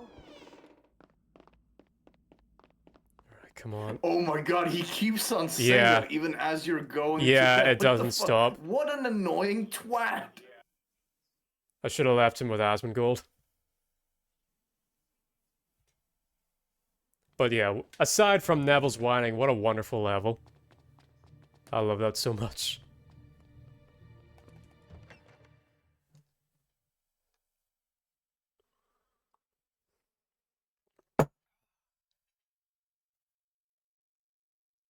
Wait, did I never notice that, like, among, like, some of the pictures, like, how you have, like, a redrawn Michelangelo's David, there is also, like, Ivan the Terrible.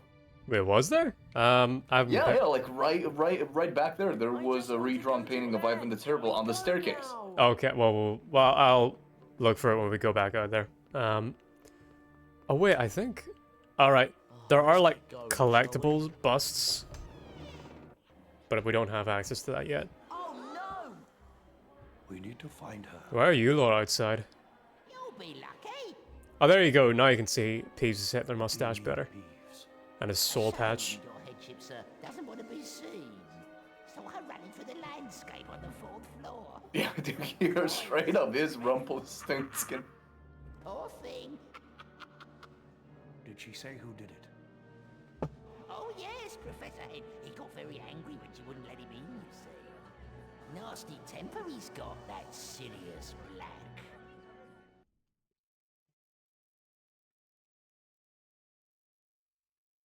Now, why did you put the emphasis on the word black? Now, what's wrong with you, little imp boy?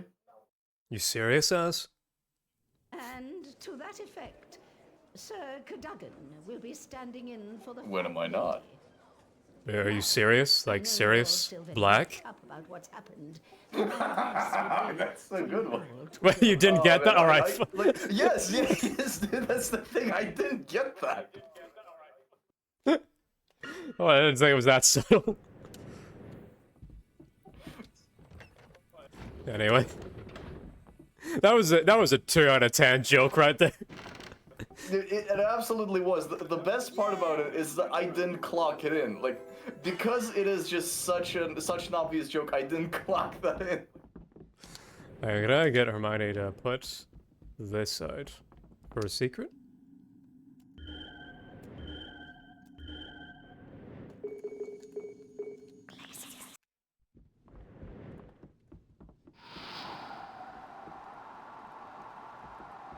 Yeah, I can for a card. Nice. Get it? Good. Oh, but can you freeze your like friendly NPCs though? Well, there aren't any right now. We'll find out tomorrow. Like Ron and Harry, can you freeze them or not? I'll see you in a second. After this loading screen.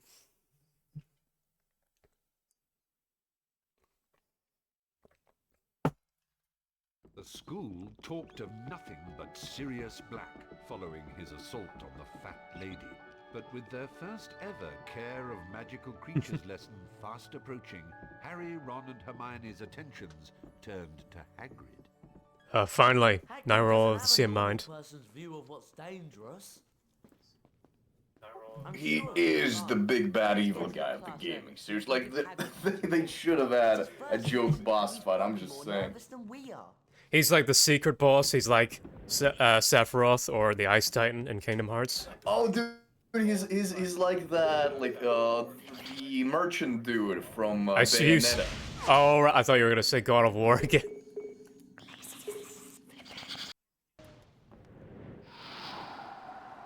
Oh, I can freeze Harry.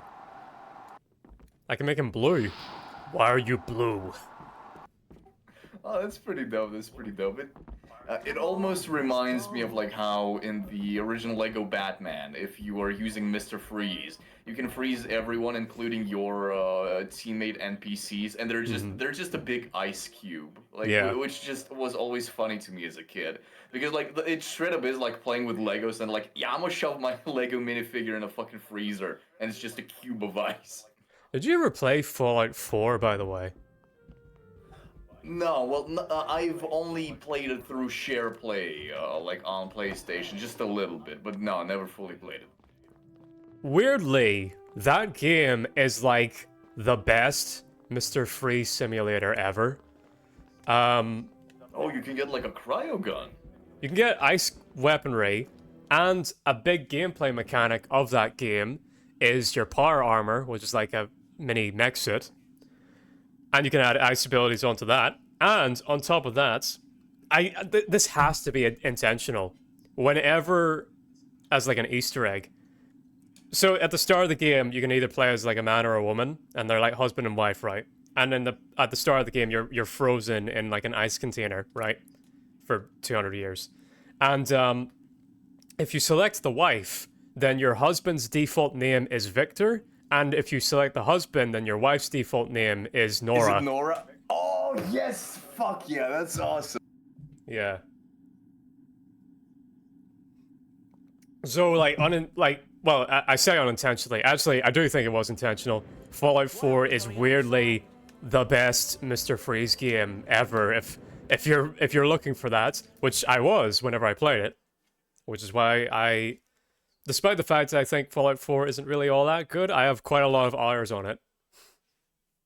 Man, do you know what? We should play Fallout London. That looked cool. Wait, Fallout London? Yeah, it's this huge mod pack for Fallout 4 where it's basically a whole new game that takes place in London. Oh, it's pretty cool. What do we need to do? What Yeah, is, character creatures. Is there only melee weaponry available? I don't know. No, surely not. What are we doing hanging around here? Oh, you're making a joke. However, do you want to know something interesting about the development of Fallout's Fallout London? Yeah, go ahead. So it was intended to be two ghoul NPCs of Queen Elizabeth II and Prince Charles. But the devs in advance made a deal that, like, if Queen Elizabeth died during the development of the game, they'd remove that NPC out of respect, because they didn't think it would be good to make fun of the Queen. Because that would finally be the proof that she can't live forever. Yeah, and they did. Like, the Queen died during the development of the mod, and they're like, out of respect, we will take away those NPCs. Although I do kind of wish that they kept King Charles. Or maybe they have, I don't know. I haven't played the mod, but I just know about that. I just know there was supposed to be an Elizabeth Ghoul NPC that they removed out of respect for the Queen's death. Is there like anywhere a backed up version of the original mod? I don't know if no. This was before the mod was released, but there is I know there's concept art. Gotcha. Yeah. It was mid-development, but I know there is concept art of Ghoul King Charles and Ghoul Queen Elizabeth. In fact, let me see if I can find it real quick. Fallout London. If I switch on over.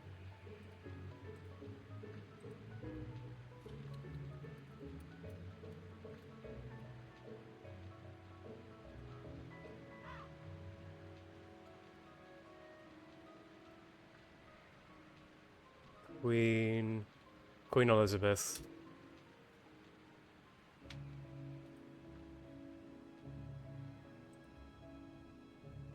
Oh yeah, man, this concept art looks rad though. I kind of wish they kept it. So if I switch over to display, there she is. That's the Ghoul Queen and her zombie corgis, and here's Charles. Like, there's like 100%. There's like some other modder. Like, has to be someone who made like a specific mod to add her based on this concept art. Like, there has to be someone who did that. I mean, like, well, if they did, then they'd be kind of going against the wishes of the devs. So I understand if they didn't. Because that's the thing why they didn't go through with this idea, is because out of respect for the Queen. Yeah, here it says, Fallout London mod removes zombie Queen Elizabeth. Although it looks like some people have tried to make her in, anyway. But yeah, it's very cool concept art, and, but I completely get it, why they didn't want to pursue with that idea. Because that mod is supposed to be like a bit of a celebration of England and English culture. Gee up there, meet Buckbeak. Gee up there. I've never heard that slang before. Now, the first thing you gotta know about hippogriffs is they're proud. You always wait for a hippogriff to make the first move. I will say, I'm a big fan of most of these character models, but I think Hagrid got a bit of a downgrade from the last game. I liked his red coat in the last game. Ron, Hermione, who wants to go first? Honestly, yeah, the red coat would make him look more appealing, but his face model, I like his face model. I wouldn't call it a downgrade. I would just say they toned down how colorful the cast is generally. Yeah. Well, it's definitely still better than what they did with the later games, where they really were just trying to copy the movies. Man, can you imagine Goblet of Fire in this aesthetic? I wish. Well done. I expect you'd like to fly him. Someone should make a fan game of that. As many as you can. You'll need to give Beaky a bit of a run before he can get airborne. Then just fly at the bats, and Beaky'll do the rest. Go on, then.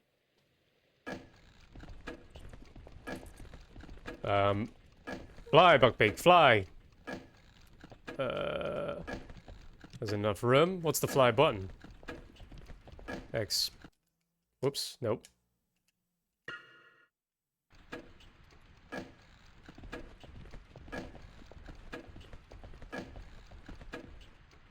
What the fuck? I thought it was X. Oh, there we go, it's circle. Whoops.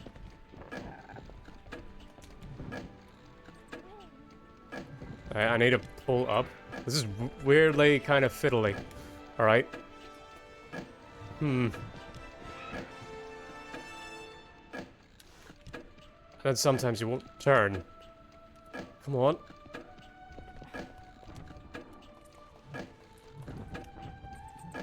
Alright, you need a hold circle. There we go, now we're cooking. Okay. Wasn't the most clear thing in the world. But now I've only got 100 seconds to do this.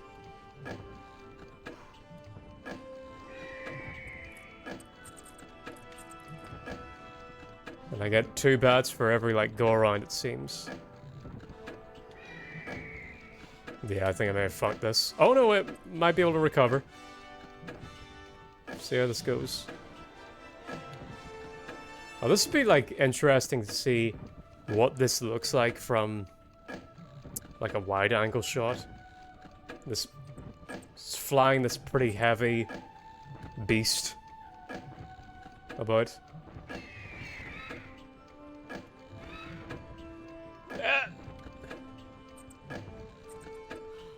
Damn it.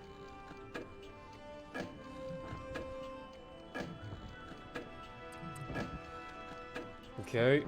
Oh, we might be able to pull it off.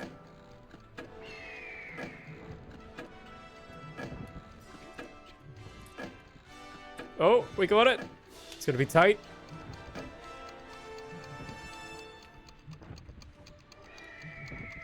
Ah! Come on! Buckbeak! Get the nice bats. Oh, come on. I got 1.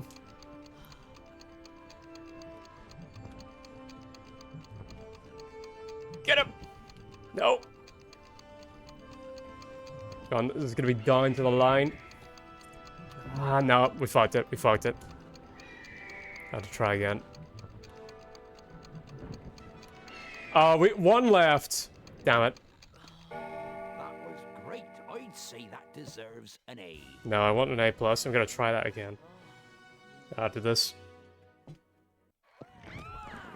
Good work. Give me a go at that thing. This'll be easy. You're not dangerous at all, are you? You ugly great brute. Malfoy, no! Yeah. Now look, I know the whole point of this is to show that Just a scratch. her Malfoy's being a prick to get Buckbeak killed. But at the same time, he did kind of have a point. Like, Buckbeak is like a dangerous Harry animal made his way to the Quidditch match, that they let unaware loose on that students. events that day would take an even worse turn. As the Gryffindor team It's like a teacher bringing a panther to school. Like, yeah, it's interesting, but like... Yeah, but at the same time, you don't fuck with a panther. Yeah, Don't yeah. fuck around. Across the stadium, That actually reminds me, a wave of cold swept over him. so in my school, we actually at one point did have a pony in the field next over to where our school was. And one of the students, like, they kept on insisting, don't, whatever you do, rule number one about horses and horse-based animals, don't stand behind them. Never stand behind a horse, a donkey, or a pony, or whatever. And of course, fucking random retard students would go up to the pony, stand behind him, and they'd kick him, and the pony had to be removed. Petrified pleading. He could hear voices whispering. Always that one dickhead. That's to ruin it for everyone. Let them get kicked in the nuts. I think it did, like, break his knees or something like that. I know where Sirius Black is. He's down in the dungeon. Oh yeah, this whole sequence. This is another game original. Follow me. Ron? Ron acting sus and telling us to go fight Sirius Black in our pajamas.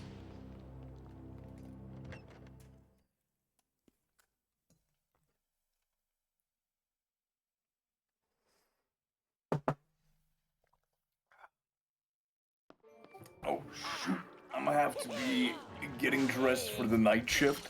Sure. Go ahead. They finished packing up the stuff at the warehouse sooner than usual. All right, so take care. Have See you later. a wonderful rest of your stream, and I'm gonna be there to join you on Saturday. Run.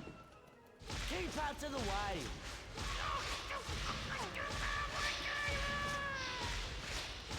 Get me out of They just here. keep on blasting him, I think. Your secret's not safe now. I'm in on the joke. Yeah, just keep firing at him. And I'm dying to see your plans go up in smoke. So yeah, they even give like a little bit of foreshadowing on what this original part of the game is about. In a weird way, Peeves is actually trying to protect Harry here. You'll be here for hours. You'll never break free.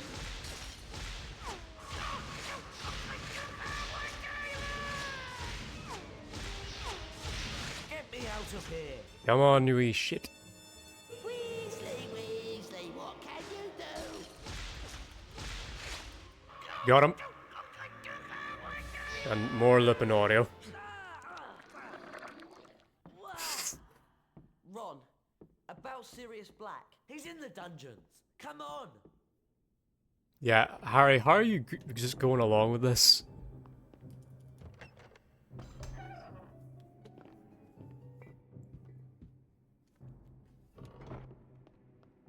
See what we got here.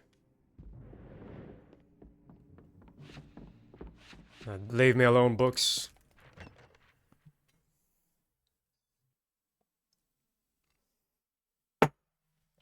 Ah.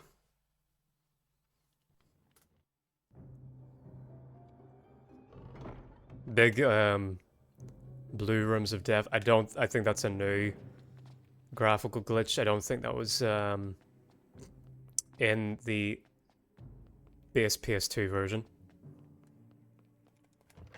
I actually do think you got to see like a little bit of the room beyond.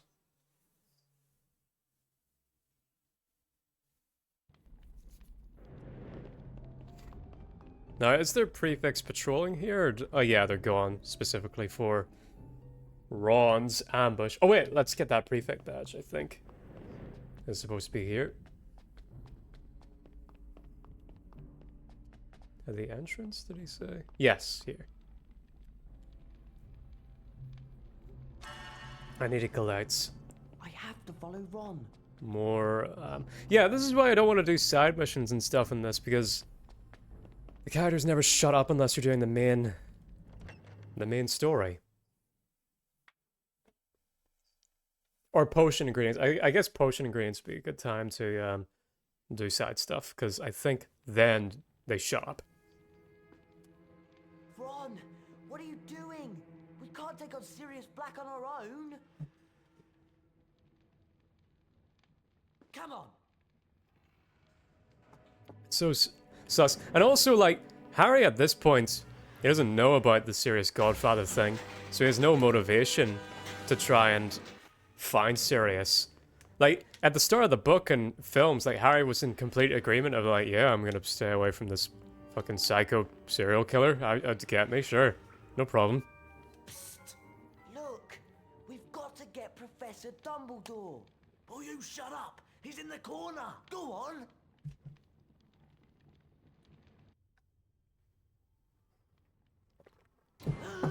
There's just this death pit in the dungeons here.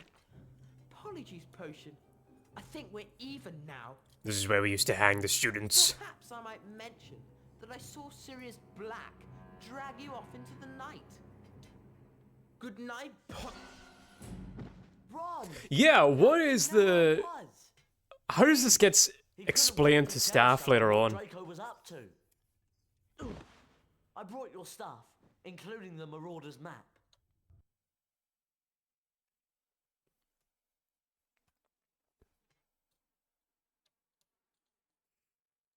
Well, so, like, Ron could have just gotten a rope and, like, pulled me up, and no, he jumped right in, and now we're both stuck here, Ron, like a pair of dicks. Like, what if there wasn't a secret passageway here, Ron? What was the plan? Does the map show a route out of here? What if it didn't, Ron? What would we do? Let me just say no for a bit. What now? Why did you jump down here with me? That's done it. Oh yeah, and like, now we have to fight an army.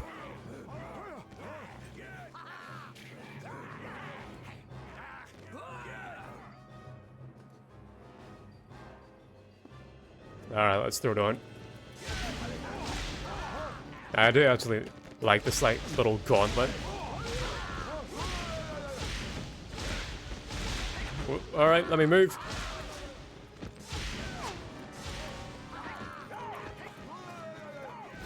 As annoying as these enemies are, yeah, with their stun, I actually like their design and sound effects. And these games were in desperate need of just like basic grunt enemies to fight, like for fun, rather than the imps in the very clunky way you dealt with them. I understand like they're going for like a more puzzle way to fight with your enemies in the first two games, but this is more fun and visceral, having actual combat, and it shows that these kids are growing up, and this is the year where they actually got competent defense against the Dark Arts teacher, so now they're fighting against the Dark Arts. I don't suppose this place gets many visitors. It's horrible. Yeah, this part just exists, and we are further just like trapping ourselves. I wish Hermione were here.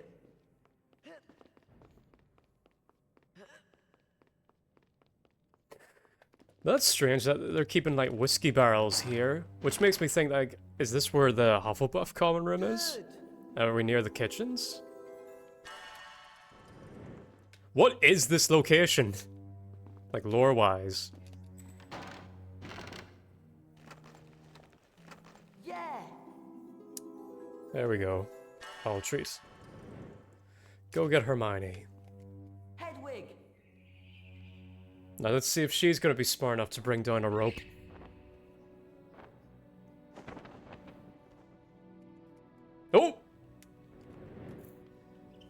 Hedwig had a flex on us for a bit. Here you go. Fetch Hermione. Fetch Hermione. Alright, here we go. Gotta scoot on out of here.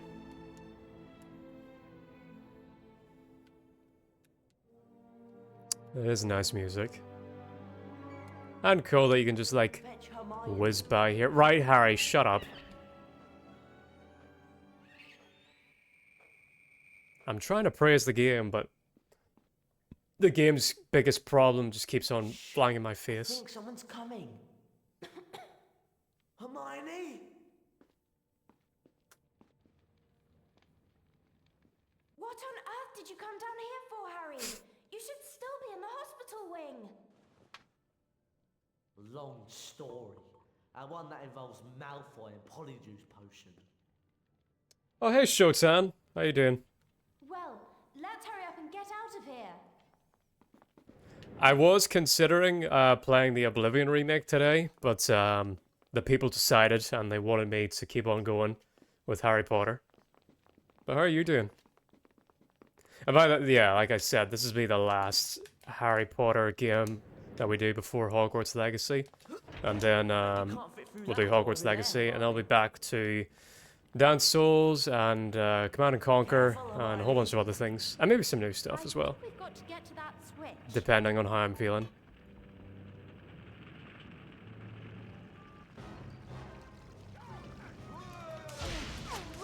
Yeah, where are we right now? Let me switch over to this. I finished an MMT Red Alert final mission on hard for Soviets. I love your enthusiasm and for you telling me about the stuff, your passion for Red Alert. I like it a lot. However, you need to actually announce the slang you're talking about. I'm still a new player. I don't know what MMT means, but congrats. Right, the lock on the right target. That took about 2 hours. Well, congratulations.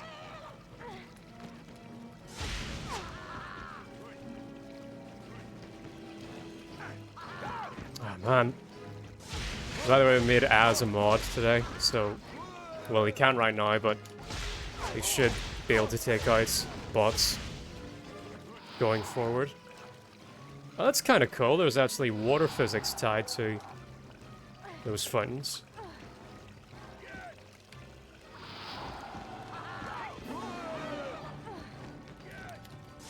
Get out of here.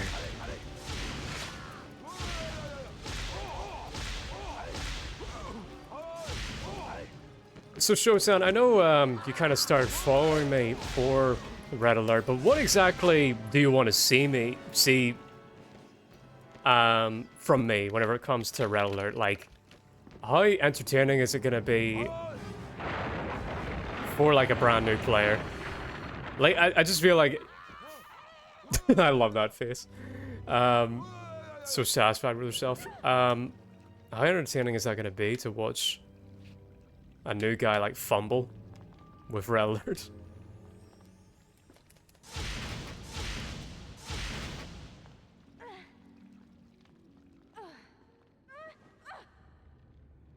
Allied companion is hard? Is that what I'm playing? On our last playthrough? I think I might have to switch it over to easy, just because it is my first time.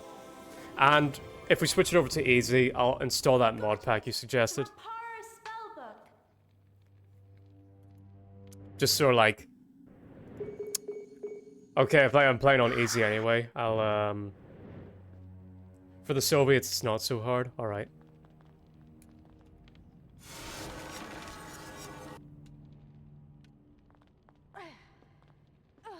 There we go. You played Tiberian Dawn. Okay.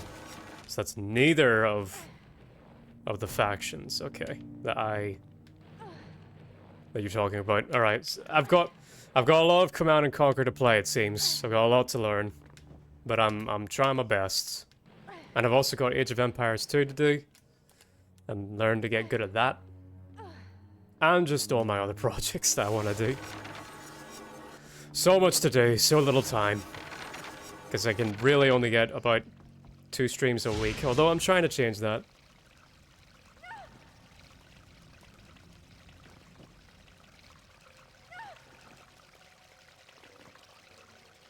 And eventually I'll play that heavy metal game you want me to do.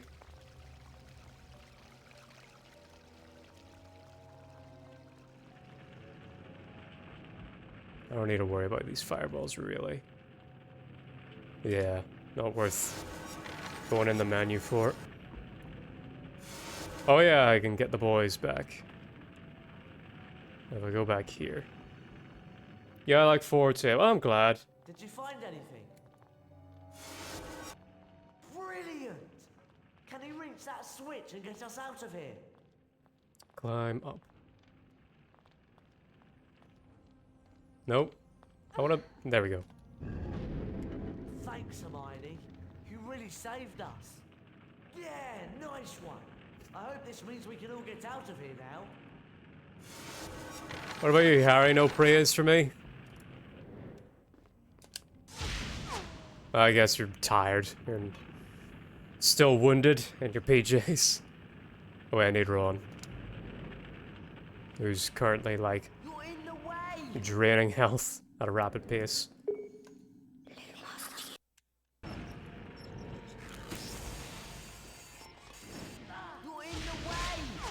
Oh, that's cool. I can actually...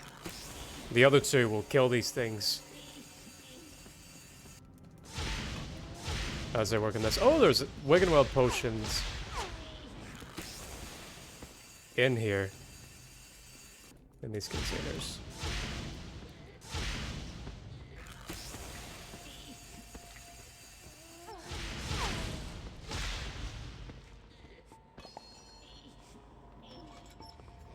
And their noises are so creepy.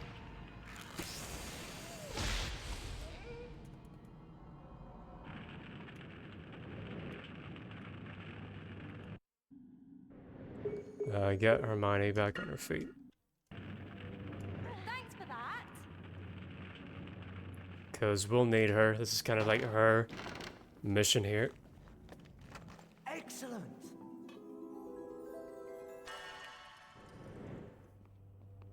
Move, fellas.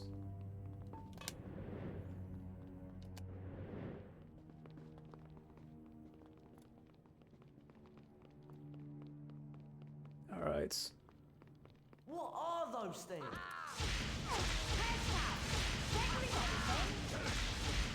Oh yeah, these ones have got the shield. Hang on, if I get behind him, maybe?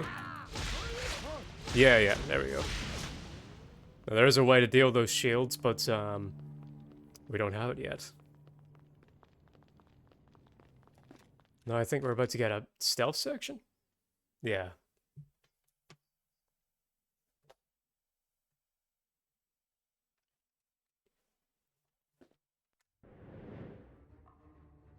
Try not to be seen. Can I, like, climb up here? No. There's another bust. Hey, this is the first time we're seeing a house elf, I think. Unless you're playing the PC version. Great.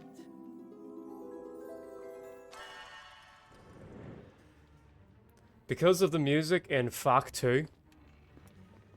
Oh, you're looking forward to it? Alright. I'm sure it's really great. I'm always looking for great video game soundtracks.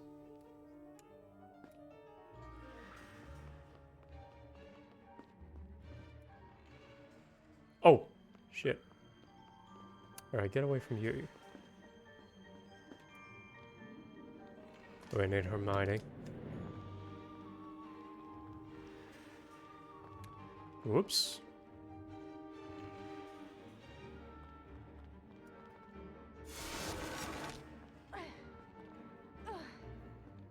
Nice.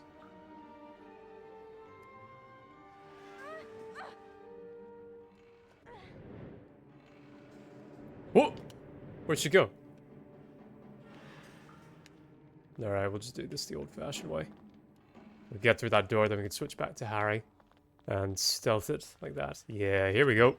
Nice. Okay. So we're back here. And, yeah, there's just a room that has a death chamber in it. But I don't think we can go back there at any point. Just a pit of hell. Wait, can I get more Wigan Well here? Would it be funny if there's like Snape's in here?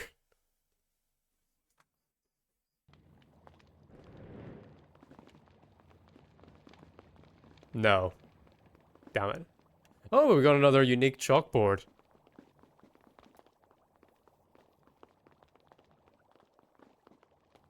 Alright, yeah. We'll have to get that later, I guess.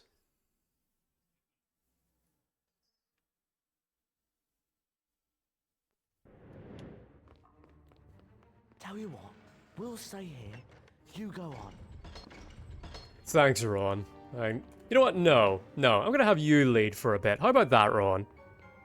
Just for your, like, oh, you don't need us kind of, like, bitch behavior, you're gonna lead the rest of the way. You beta cuck. I'm using those insults, but, well, I'll tell you in a second. There's about to be a cutscene. I'll tell you something in a second. Thanks, Hermione. You really saved us. Oh, I just remembered. We still haven't got any Graphorn Horn for Snape's potions class tomorrow. Why would you bring that up now? Oh yeah, we need to justify this level somehow. Where did you... Draco. He dropped it. Ron, you're amazing. There's more than enough for everyone here. Let's all turn in. He's only holding I'm one. worn out and I really could do with a good sleep. Alright, end the day now. Go into what I was going to talk about. Oh, nice! We're about to get the Carpe Retractum challenge. Winter came to Hogwarts. The sky Yes. lightened to a dazzling opaline white, and the muddy grounds were hidden beneath a blanket of soft snow. Inside the castle, there was a buzz of Christmas in the air, marred only by worries over Professor Snape's imminent potions class. Well, we got the Graphorn Horn, but last time I checked, we were still missing some of the other ingredients. We better go and find them before we go to Snape's class then. I'll just go and make some tea real quick. I suppose I could turn the display or the volume of the game up a little bit. Hang on. Even if we find some Chisperfles, how are we going to get the carapaces off them?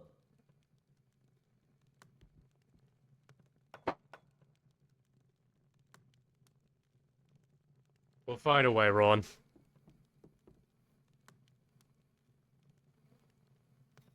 By the way, going ahead and eating my Easter eggs. Hope you all are enjoying your Easter. How are we supposed to catch Spillingwigs?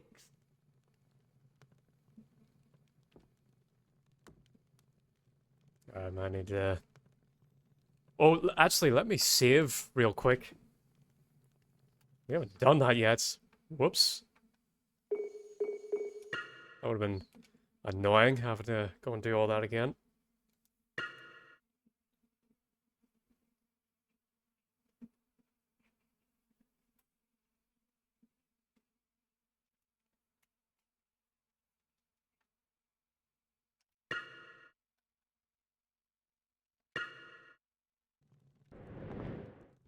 I'm gonna make a save state as well.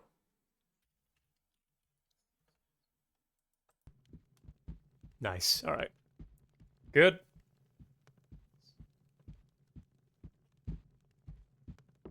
Let's go and see Hagrid. I'm sure he can help us.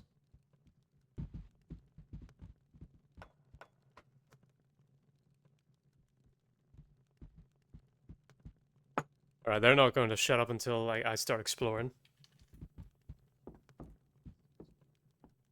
So back to gameplay as I explain this bit. think we'll find fire seeds in something that's on fire? Shut up, Ron. 10 house points. I like how we just give those house points to ourselves, essentially. But yeah, I'm a frequent member on, like, this Discord server. And, I swear, just being on this, Discord server has just ruined the word based for me. Like, I straight up just don't use it anymore. I was looking through my Discord search history, and the last time that I ever used it was 3 months ago. And I don't know whenever I've used it in chat or out loud, but, like, yeah, I think I'm done with it. It is... Just think these internet weirdos have killed the word for me, and, the word based is no longer based. It is, in fact, cringe. It is, in fact, cringe. Sad times.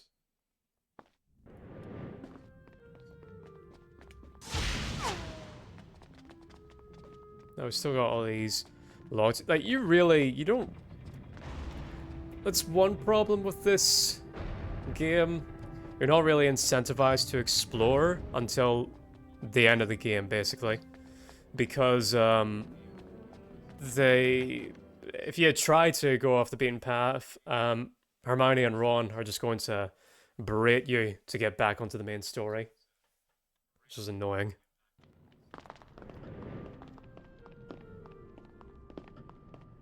God forbid, you just stand still for a bit. Really scary. I can't imagine how you're feeling, Harry. Probably an awful lot. Nope. They made to cut that off. But yeah, I do enjoy that, like having a bit more banter between the companions. Because they think what Hermione was about to say. Probably an awful lot better now that you brought it up, Ron. I've been wondering, do you think Scabbers has been looking ill lately?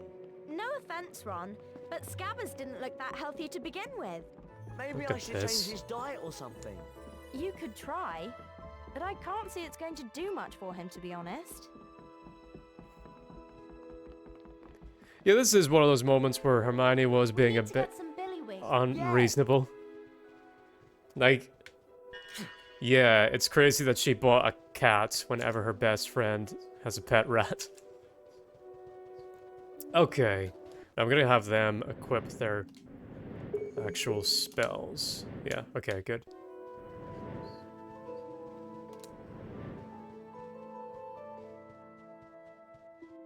Because they're probably all gonna be needed soon. We actually don't need to go down to Hagrid because it got these giant beams of light to tell us where to go and get the stuff.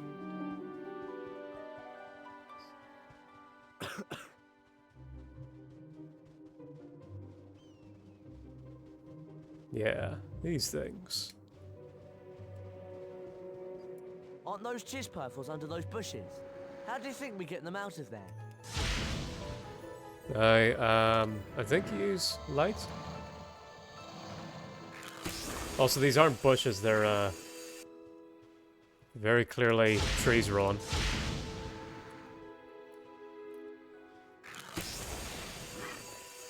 Do you bring them to these things? To these plants, if I remember right?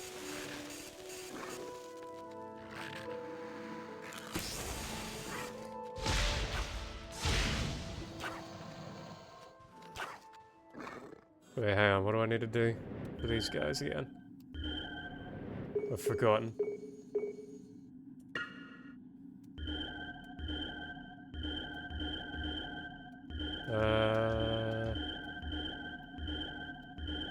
Come on. The one enemy I don't have a note on.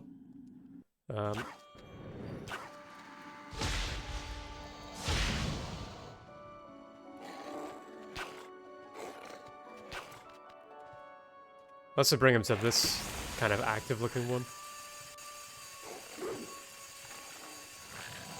I think this is what you're supposed to do.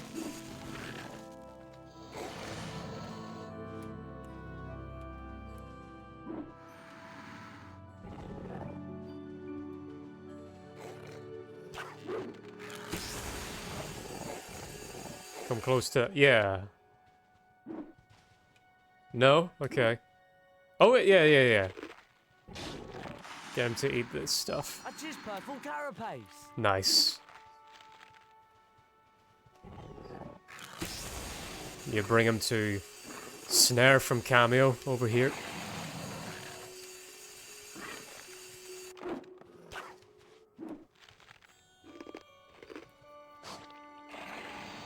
But this is pretty fun to have like a little interactable thing with like multiple bits of wildlife.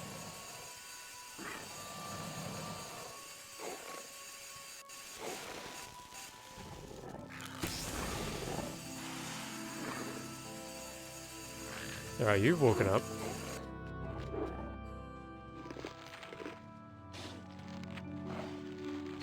Not sure why you weren't we before. We have all the cheese purple carapaces we need. Alright, it's the fire seeds next, is it? Oh yeah, I remember this, like, Buckbeak for whatever reason hates Ron. Now, I'll get that A+ exam with Buckbeak off stream. It's not to bore you. Let's go. Alright, fine. Fine. Whatever. Yeah, Buckbeak doesn't fuck with Ron for whatever reason. Who does, let's be honest here.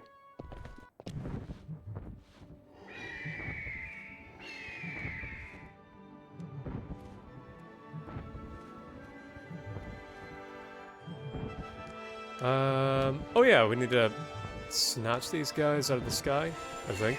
Nope. Okay.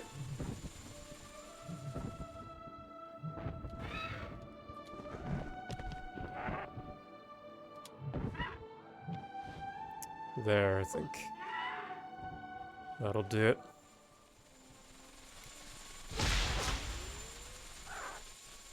These guys... Right, how do you deal with them? Let's look in the Folio Bruti. Billywigs are particularly difficult to catch. Dried billywigs stings are used for ingredient. But that doesn't tell me... Right, they're difficult to catch. How do I catch them then? Do I use Buckbeak? Was that one thing just kind of a fluke? Where the Buckbeak just like bounced off of it for whatever reason? Alright, come on. Buckbeak, help me out here.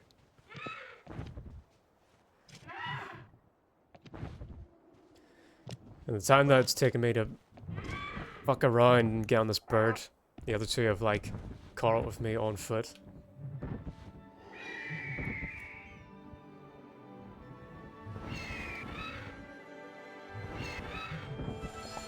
Okay, yeah. I just got caught on them for whatever reason last time.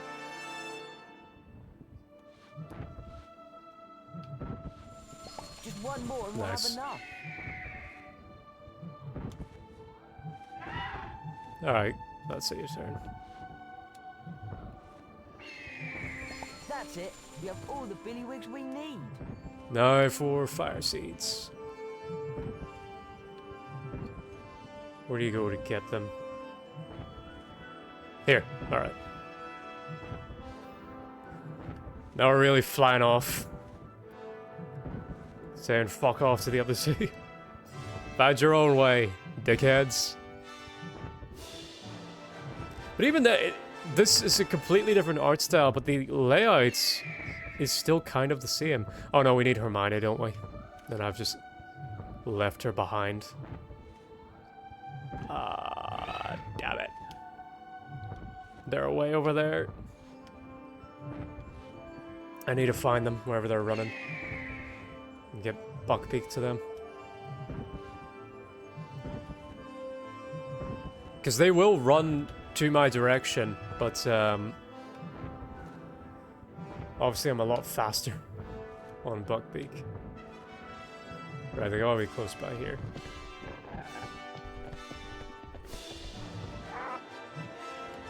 Hermione, where you at?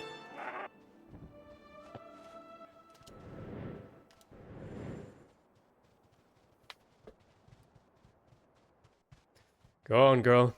Get over there. And I would walk 500 miles, and I would walk 500 more. Over here. Hey! Brand's Zil? Where can we find some fire How do you say this name? Branda Sealzed? Branda Sealzed? Branda Sealzed, sure, Bran. Just gonna call you Bran. Hello, Bran.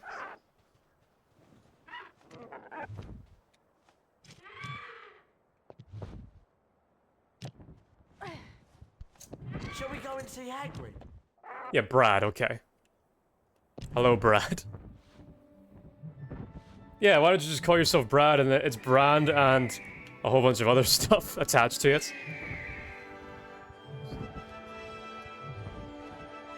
Well, hello, how do you do? I'm grand, cheers, how's you? Just playing Harry Potter and the Prisoner of Azkaban.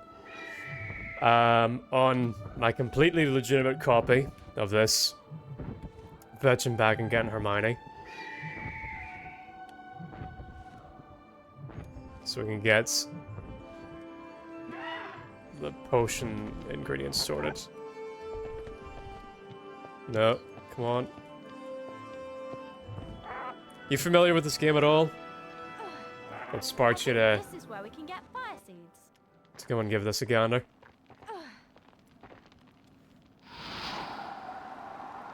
Right, got him. A fire seed. Just one more. That's it. There we go. Got all the stuff. Fire seeds we need. I love, yeah. As I was saying, I couldn't name my account Brad. LOL. It was supposed to be a play on words for radical and relic. All right, I see. Adding the beat. Bradical. Okay. Bradicalized. All right. There we go, radicalized. Now my dyslexic ass can get it. Well, welcome aboard. Thanks for spending time with your old Uncle Beastie. Press and hold.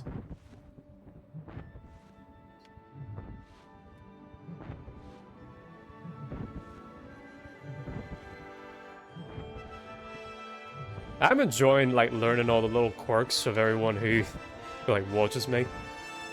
Yeah. Alright, I got it now. Like, everyone has their own like little gimmick, I guess. That's probably gonna be like the most stressful thing going forward, is just getting people's names right. I haven't played this game yet, but I'm just really big fan of Harry Potter. Well, you come to the right channel, I guess, because I have a ridiculous amount of knowledge about the Harry Potter video games. In terms of the games, the first 3 are really the only good ones. And Hogwarts Legacy, which I'll be playing after I finish this. Probably my next stream, which will probably happen on Saturday, I'm gonna guess. Depending on how my rota is. But, I've already played the first 2, and if you missed out on that, I haven't actually played any of the games. Well, like I said, I recommend the first 3. And Hogwarts Legacy. And the Lego games are pretty good. Both of them. So, just the books and the movies. Yeah, I love Harry Potter. I was almost like groomed to be a Harry Potter fan. The first ever video game I ever played was Harry Potter and the Chamber of Secrets. The first movie I ever saw was Harry Potter and the Philosopher's Stone. And the first, like, one of the first books that I earnestly read was also Harry Potter and the Philosopher's Stone. So, you know, I was bred to be a fan, and I know way too much about these games. And if you missed out on my old streams, I've made a whole bunch of shorts about my playthrough of the other 2 games, and I'm currently editing highlight videos of my old streams, which should be funny. Yeah, fellow Potterheads. And, as you can see, combine to form the antidote to uncommon poisons. Let me get rid of this tea bag here. To cure such things as the venomous bite of a doxy. Now, I would like you to gather together the following ingredients in time for our next lesson. Flying seahorses, doxy eggs, toasted dragonfly thoraxes, and fairy wings. We will be using these ingredients to make the girding potion. Class dismissed. So you just missed out. The reason why they gave that evil look there from Malfoy is because this is the one Harry Potter game where they actually added like unique game original moments. Like they added a sequence where Malfoy. Next. You two go to Charms. I'll meet you there. What is she on about? Where Malfoy had a little trap laid out for Harry. He disguised himself as Ron with Polyjuice Potion, and had led him down into the dungeons thinking that they were going to fight Sirius Black. And that led us down into this big Zelda-like dungeon section where Hermione had to come and rescue us, and that's how we got to the Reparo spell. And now we're about to get to a game original spell. I don't think JK ever came up with the spell Carpe Retractum, which is basically like force pull and force push from like Star Wars. And it's actually, from what I remember, it's a very cool dungeon with a very cool boss fight at the end, if I remember right.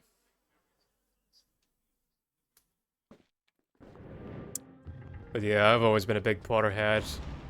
I've dressed up as Harry for Halloween. I got called Harry Potter whenever I was in school. Just because you're a brown-haired white guy with glasses, you're automatically Harry Potter.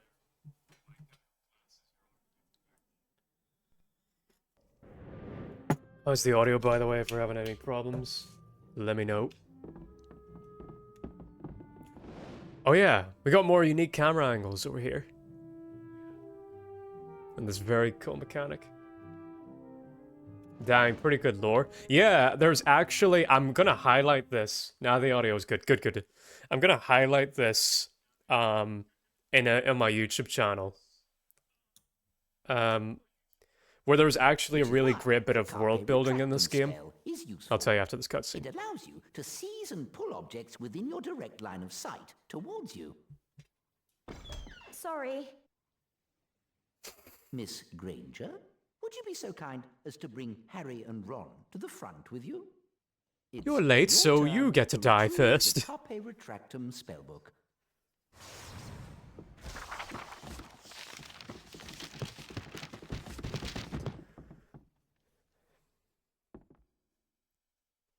So yeah, me and my friend who was just here earlier, you missed out on him. There was this original moment in this game that actually had some really great world building that I'm gonna highlight on my YouTube channel.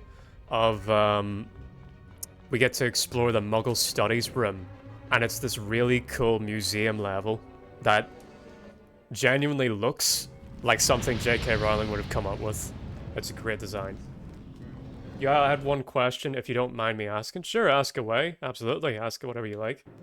I'm an open book. Like, pretty much... the only... You might have saw on my Twitch chat, I had very few rules. My only rules were no anime. Which I'll explain why later. No just random takes that you got on Twitter, because I find them annoying. And just generally... Don't be retarded, just have some common sense. So other than that, like, ask me whatever you like. And you know, like those are very loose rules. I'm not gonna, like, instant ban you for anything like that. It's just, you know, just have some tact kind of things. And, like, if you like, are weird, I'll just sort of, like, give you a little ribbing or whatever. Yeah, I just noticed that you don't have a gaming mascot yet. Is there any reason for that? Haha, those are pretty chill rules. Yeah. A gaming mascot? Well, no, I myself am kind of my own gaming mascot. Although I'm gonna become a VTuber soon, and the model is nearly finished, and it's based off of myself. So yeah, I guess myself is I'm my own mascot. Although I'm kind of out of uniform right now. I typically have my classic aviator sunglasses. I suppose I could, like, put them on. I'm only having my regular glasses on right now because we're playing a Harry Potter game, and Harry uses his regular glasses. Not sure I could switch back to the old aviators right now. Like, there we go. Now back to classic Uncle Beastie. Dang, that's amazing. So will you have the model as your profile picture? I already have multiple bits of art of myself as my profile picture on my YouTube channel, and I'm pretty sure I have it on my Twitch as well. My profile picture is like a drawing as my old PNG model. Pretty sure. Unless it fucked something up. That nice sick. Yeah, cheers. But yeah, let me explain about the no anime rule, because I think that turns a lot of people's heads, especially when they find out the facts what you're gonna be a VTuber and you're gonna have like no anime as a rule. Like, whenever I say no anime as a rule, that's not like I'm gonna ban you if you talk about anime. It was actually a byproduct of a Discord server that I used to be on. So there was an interesting thing about this Discord server where something pretty funny happened. You'd get the occasional freak now and again, like with any server, right? And we're just trying to figure out like how to deal with that, you know? And someone noticed the fact that, like, okay, not every anime fan is a freak. However, every freak is an anime fan. So with one, and like it was a Discord server that wasn't even about anime anyway. So whenever people brought it up, they were kind of like steering it away from the topic. So all the dude running the server did was just add a small rule of like no anime. 1, 2, and then 3. like instantly all the freaks and all the troublemakers on the server just vanished. Like, just that one little rule change just like got rid of everyone, basically. It was just pretty funny. Like I said, not every anime fan is a freak. However, every freak watches anime. So if you just get rid of that, then your community is suddenly freakless. No Diddy. No freak-offs, nothing. No troublemakers, nothing. It was great. It was like Thanos snapping his fingers. LOL. Yeah, like, it was so amazing. It's just sort of like, and it's not that big a deal where, like, if you want to talk about anime on Discord, you've got plenty of options, let's be honest. There's not a lack of Discord servers where you can talk about anime. So can we just have, like, one where we don't really talk about it that much? And, like, even whenever people did talk about anime, we didn't outright ban them. We actually, what we did, we had a little reaction image of, like, God, this is an ancient meme now. It was the meme of one of the penguins of Madagascar in, like, a police outfit that said no anime on it. And we just spam that emote at anyone who brought up anime. And then that was enough to where they got the message, and that was it. Like, it was never, like, a big strict thing. It was just, and it won't be a big strict thing on this channel either. It's just sort of like a little, just like a little bit of ribbing, like a little bit of slight bullying for, like, quality control. Hermione, do you think you can squeeze under there? Right, that's weird. I need to step back a little. You won't forget about us, will you? This... Jesus, Ron, don't be a simp. She's only going away for 5 minutes. And, yeah, so that's the reason for the no anime rule. And for the second rule, I think it's fairly self-explanatory. Don't say just, like, random Twitter. Or random opinions that you got on Twitter.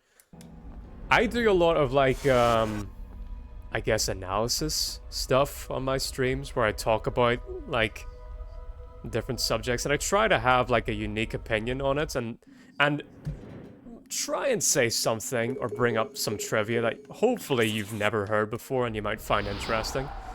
But if I can't stand people who just sort of like don't actually have an opinion of their own, they're just regurgitating things that they saw on Twitter and takes that they saw on Twitter. And it's just sort of like, use your brain, like come up with your own opinion on this thing. Or if you don't know about like a certain subject, you can just say that, that's fine. I don't expect you to know everything about everything and have an opinion on everything. That's the worst thing about the internet. Everyone's gotta have an opinion on everything. But not me, man. I'll admit if I just don't know something. Or I have no interest in something. Alright, how do I get these two bozos across?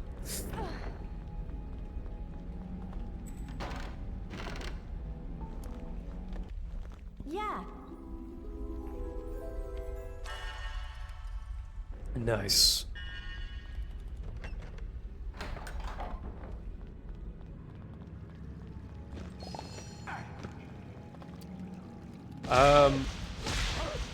Is there like a easier way I can get Harry and Ron over here, or do I need to actually go back and ferry them across? Let's see. Maybe, let's see how far I can get with just Hermione.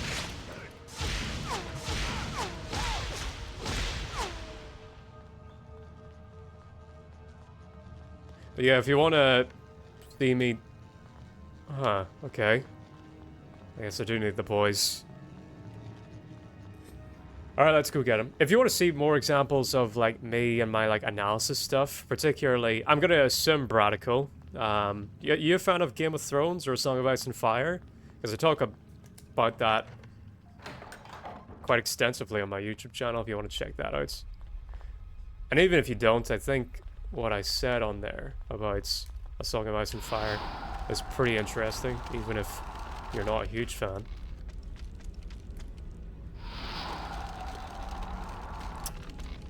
Okay, I need to bring the boys along.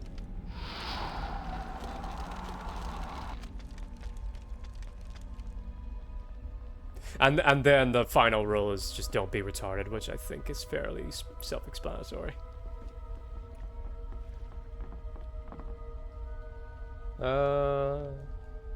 Yeah, I think I need the boys. Like, ferry them across. Oh wait, what the I can't change to them. Huh. Even though they're right here. Alright.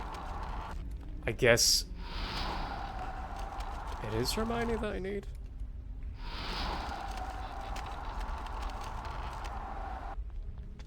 Come on.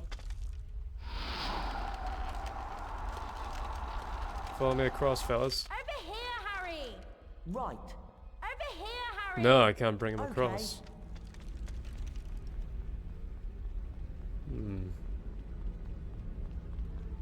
Where'd I go?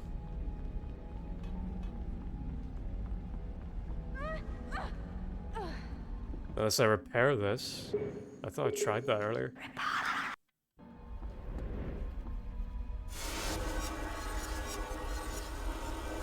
Nope. It's not Reparo.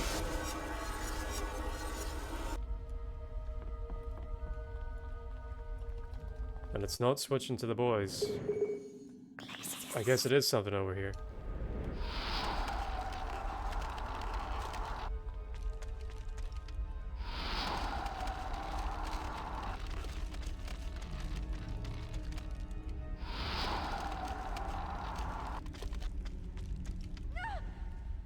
Damn it. Like, that's not water, it's just a huge void. Basically.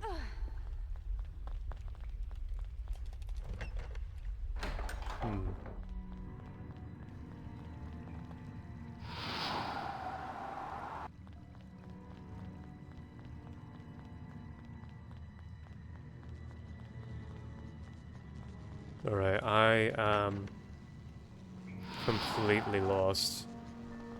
What am I missing here?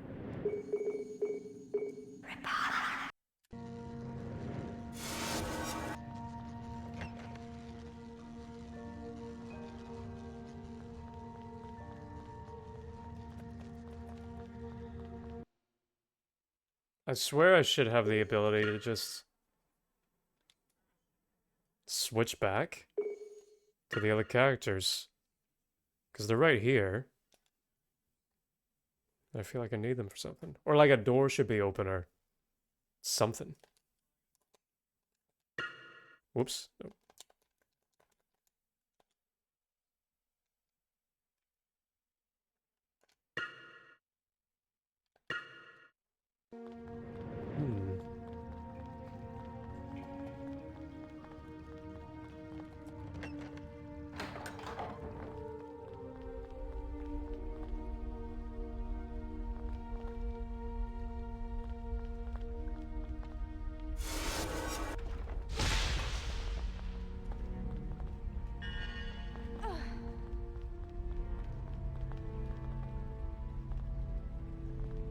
How am I missing?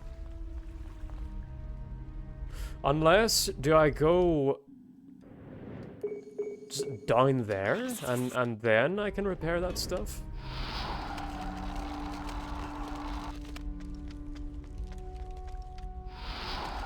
Like, do I need to be standing here and then I can repair stuff? No. I feel like I'm glitched somehow.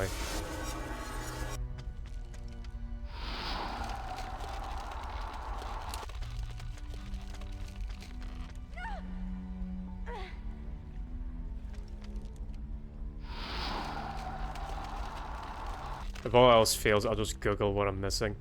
Because I don't think this is my fault. Right. Unless I need to go back. Here.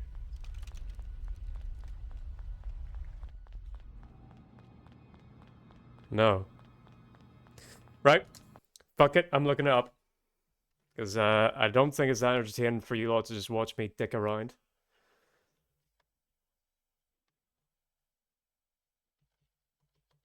Switch over to video screen. Okay.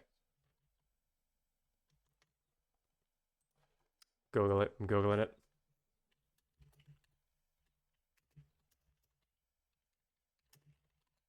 Switch to a BGM in the meantime. So you're all listening to something at least.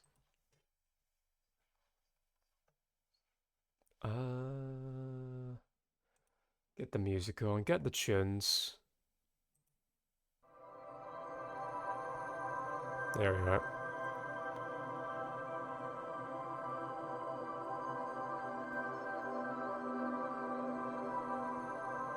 Let's get down. PS2. Or... Hey, retract them.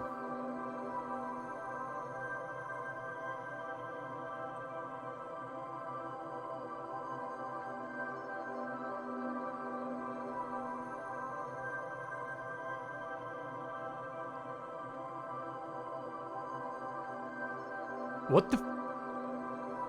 Okay, yeah, I was right.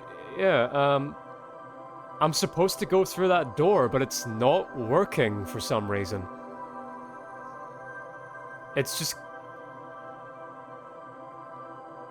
It's supposed to open whenever I've killed all the enemies. What on earth? Hang on. But I did kill all the enemies, and it's not opening. For some reason.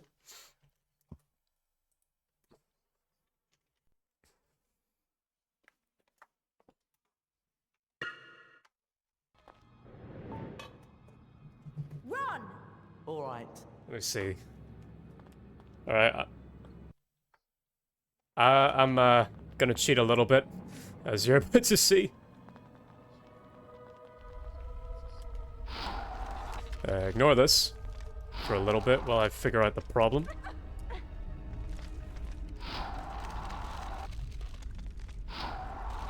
Of Speedy gone Hermione. Yeah, there's no enemies. So this should be open, but it's not.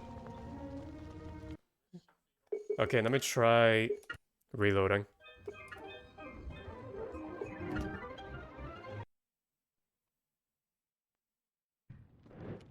Okay, we're here.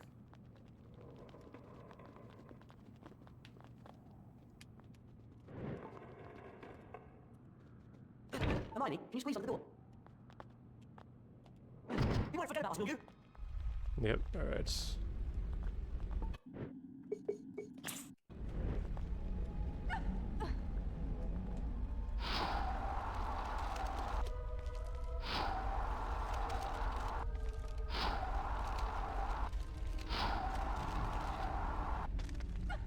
Damn it.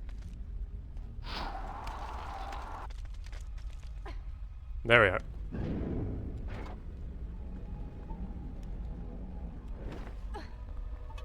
Okay, so that chest is still active. I've killed these guys. Okay, yeah, so there was a second Doxy that didn't show up last time. Now will I be able to go through here? Yes, there we go. That is so weird. I've never seen that. Alright, let's put the game back to normal speed. I'm sorry about that. Oh, I died.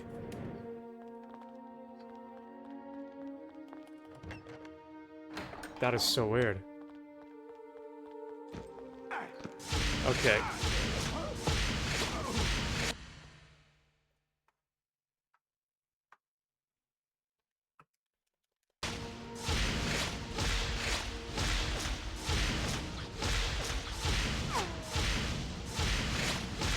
Go on, die, dickhead, die.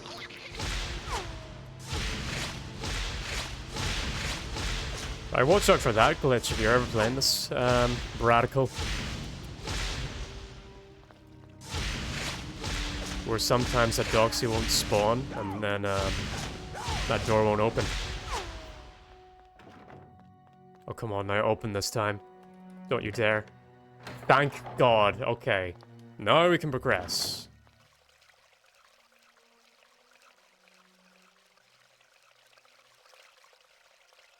I feel like there should be music here. Alright, there we go. Now we gotta let these Doxies out. Oh, I hate that Doxy's doing the weird Iron Man Marvel Rivals thing of like the hump thing, you know? Have you ever played Marvel Rivals? Where you just have like spam crouch over and over. Get away, Doxies. Stranger danger. Ooh.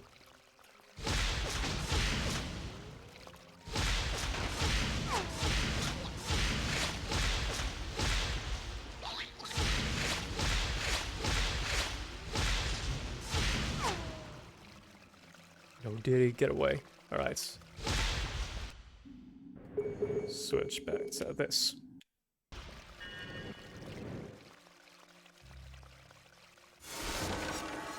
Okay, got that. Oh, wait, no. Damn it. Switch the wrong thing.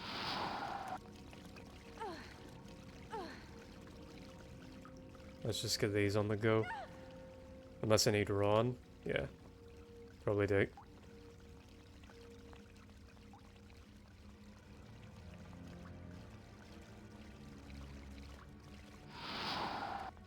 Unless maybe I can turn on the light with just this. Yeah, okay. Maybe we don't need Ron. It might be good. I really don't want to switch back to Blapando. Because these ice fountains, or these fountains, unthaw after a while.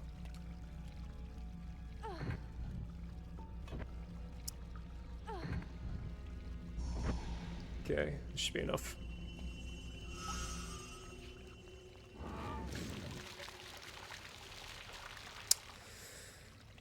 And now you're going to make a ice block for me. Nice.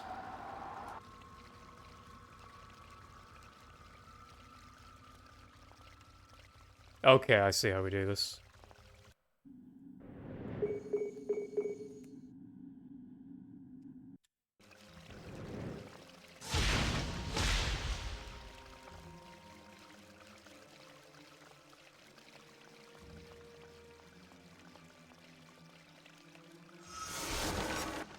No.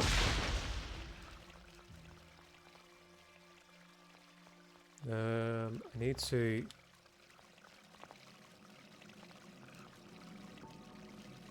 get it to go around here. Oh wait, no, I think I know how to do this.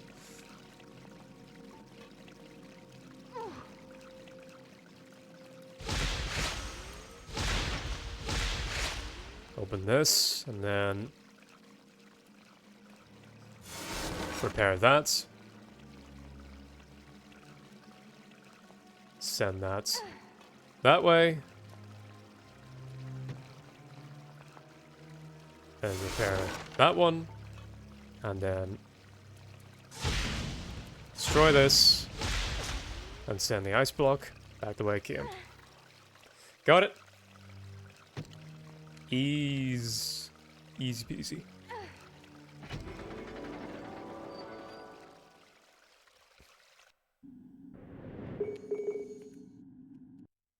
Wow, that was tricky.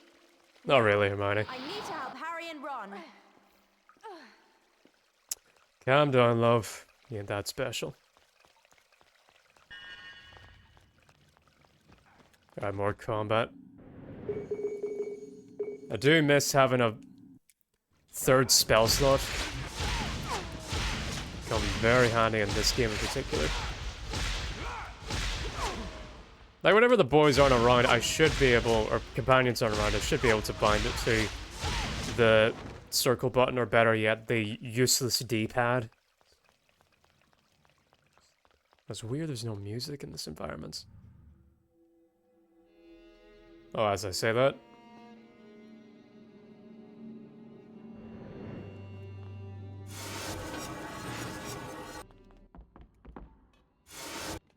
But then it goes away. What the fuck?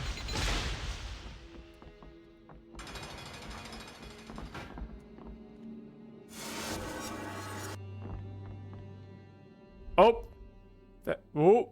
Mm. Okay, now we're good. We're good.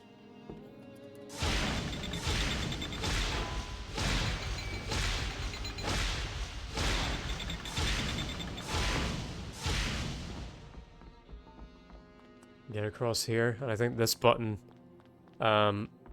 gets the boys up here.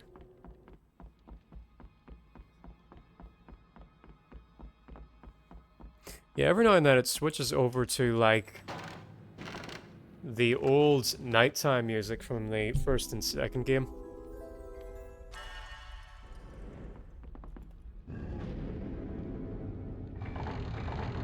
So I think the goal is to try and get everyone up this spiral, and then the spellbook should be at the top there. Can I control? Yes, I can control the boys now. Right. Get over here. Get over here, fellas.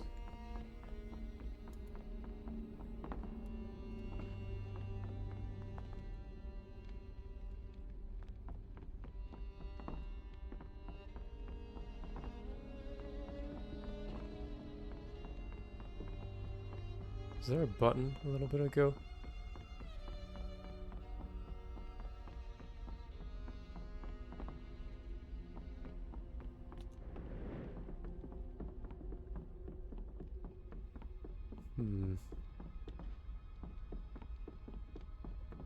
Wrong way. Oh, wait, there. We'll go through there. No, no, that's where, back where Hermione came from. Oh, wait, Harry can climb these? Yeah. Can I go anywhere with these?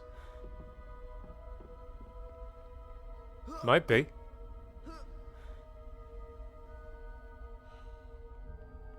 Yeah, okay. Nice. Take me up here. Yeah, there we go. Now we've got it.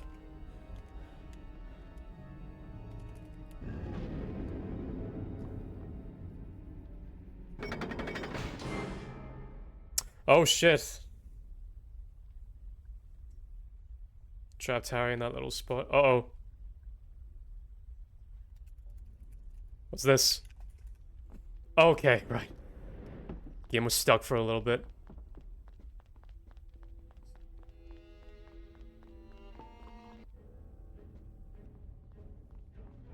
Oh, I remember this being a bit of a pain in the ass whenever I played this as a kid. You gotta repair the bridge while you're being pelted, basically.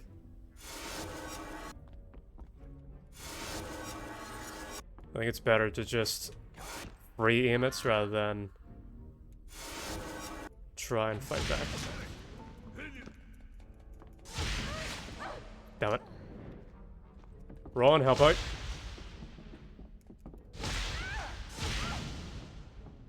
Get out of the way.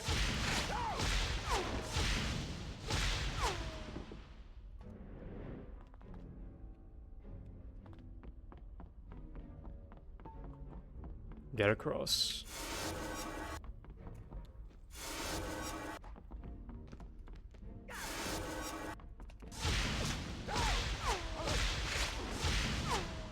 Nice.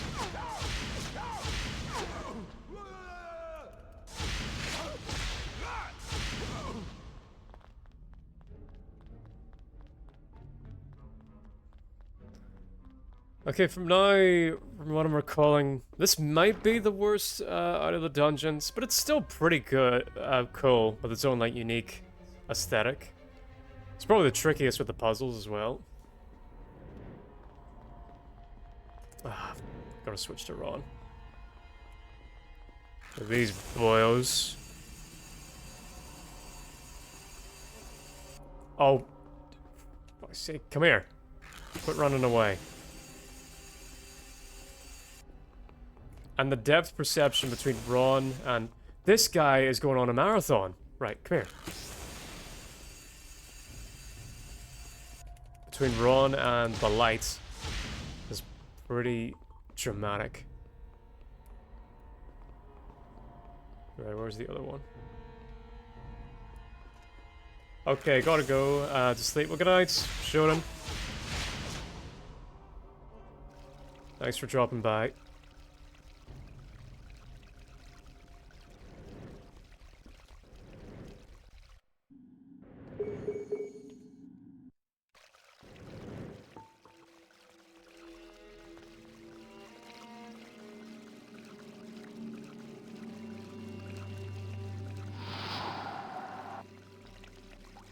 Where do I start?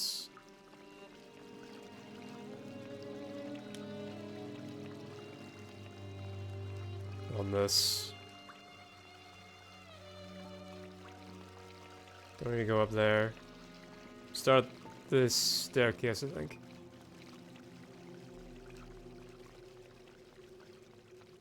Oh wait, that's not a staircase. Alright. Wait, is it?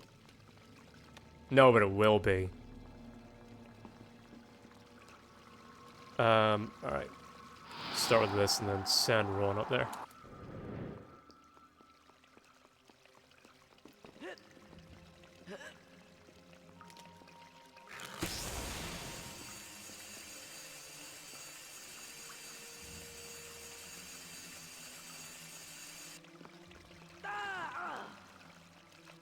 Drop. Then have Hermione come over here. Fix this up. No, Ron. Need you to get up there. Come on. Fine, Hermione. Climb up, I guess. Move. Someone climb on this thing. There we go.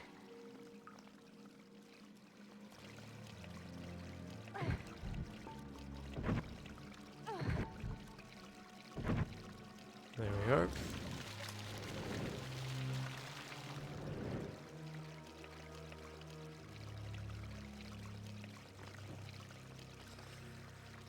Fix this, and then we slide it across to the other lights.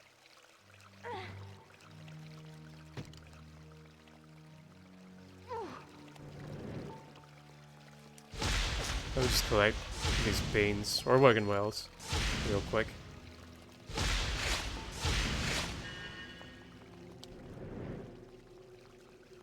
Should be getting to the spell soon.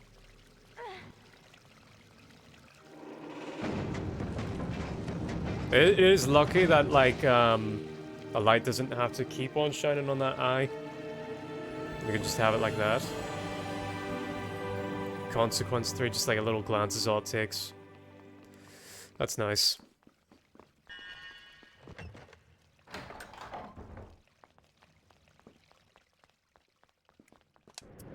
Damn it.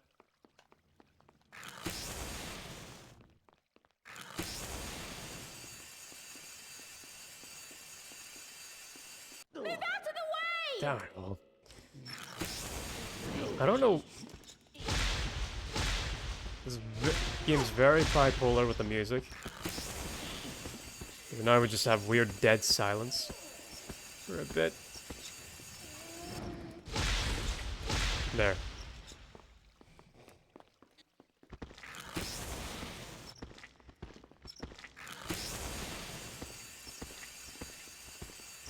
Maybe it is just better to have all of them in free aim.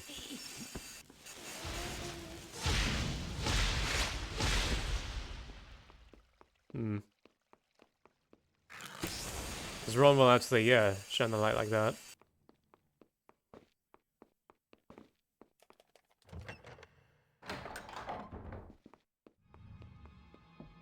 Okay, good, music's back. It feels less awkward.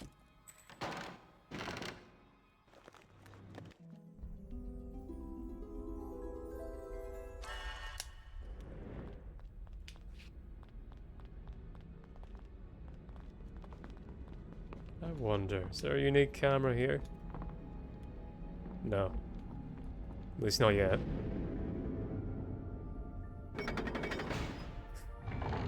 Right, Harry can join with the land of the living. Thank God, like, he didn't just take a step back after pushing that button. That is fun to watch him come up this way.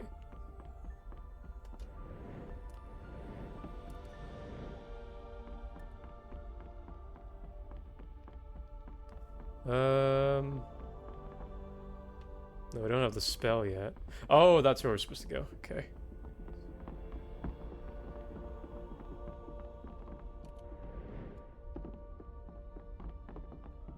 Get him to climb up here.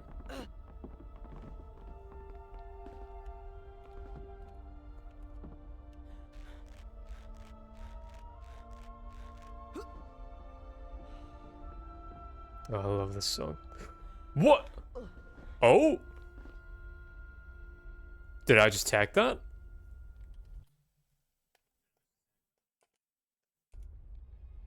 Hang on. I want to test this out. I don't think I'm supposed to be here. This soon. Hold on. What's gonna happen?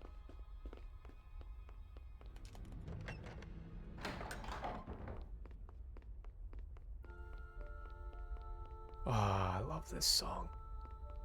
And let's just stay here for a bit. Just gonna feast your ears, ladies and gentlemen.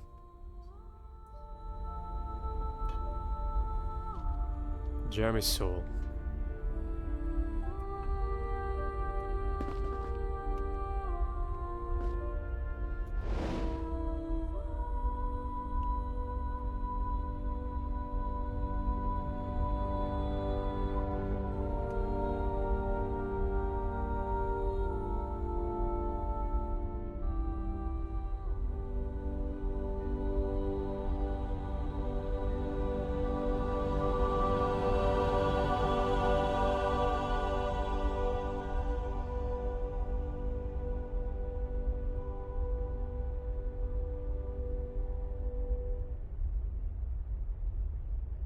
Beautiful.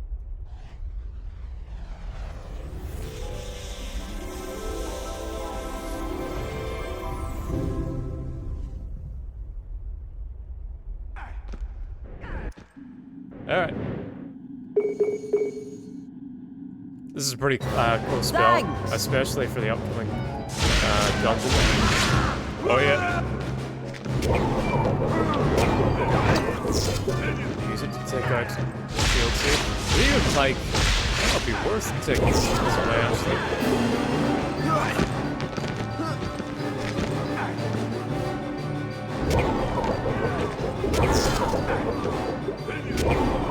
Can I just like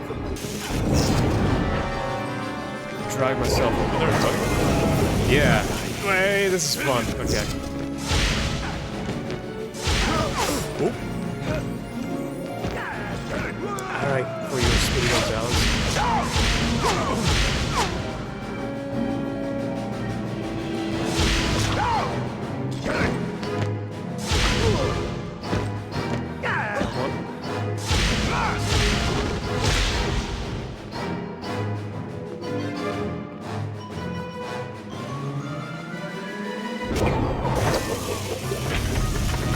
Drag this bridge across. That's a cool looking bridge. The way that's designed. It's awesome.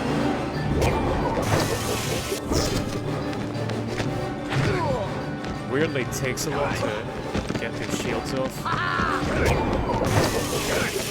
sound design for this is awesome. I'm just gonna shoot him in the back. Present your ass, get ready for some back shots right now. Nice.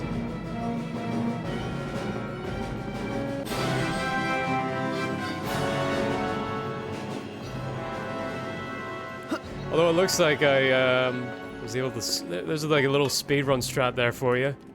I was able to skip that little section, it seems.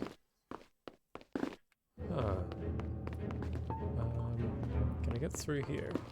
Nope. Need the gang, I think.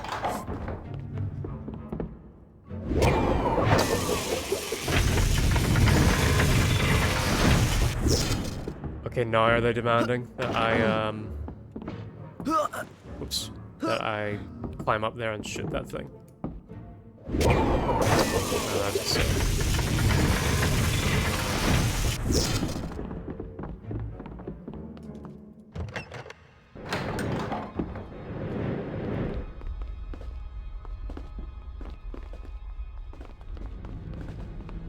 Yeah, I think I need... Unless... Hermione, can you crawl through there, I guess? Nope, okay.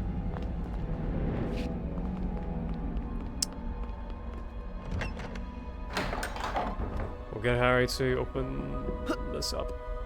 Whoops!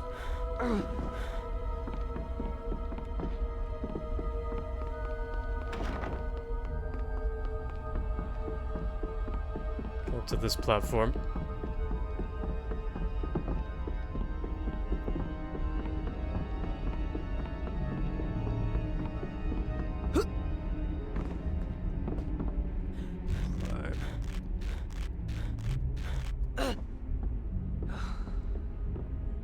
After this challenge, I'm gonna take a little break and go for a slash, I think. I can come back in better form because we're coming up to one of my favorites. Not just my favorite dungeon in this game, one of my favorite levels in a game, full stop.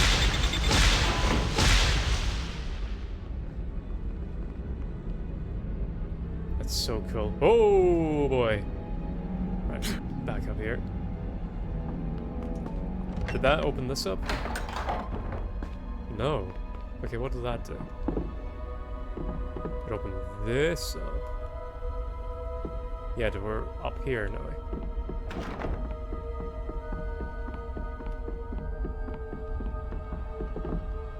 But I've got the gang here.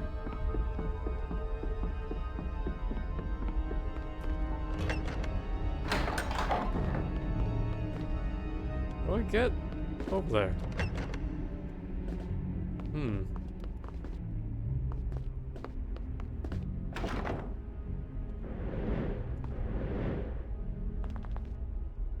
Do anything, Hermione? Is this another situation where I need to save and reload? I feel like I'm missing something.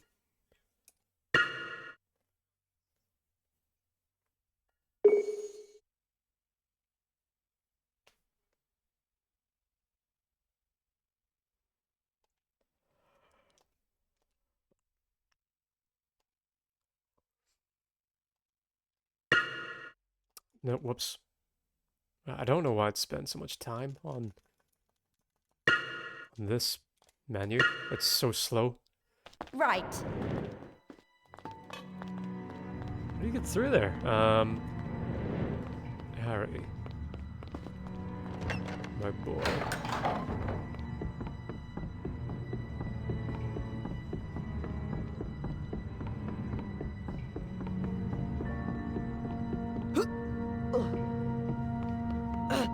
Does it come back through here? Nope.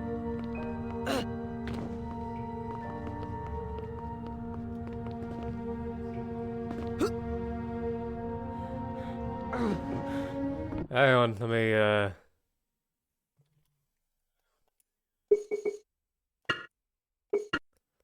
reload real quick. That's the worst I can do.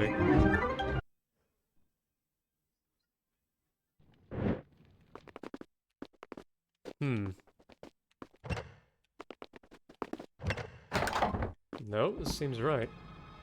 I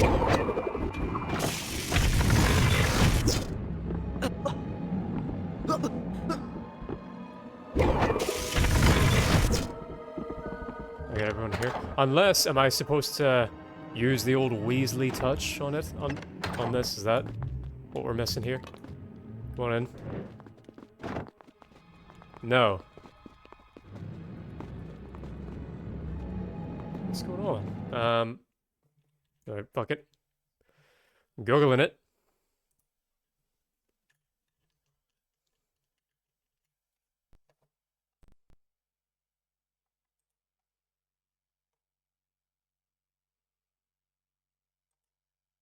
Because it did screw me over last time.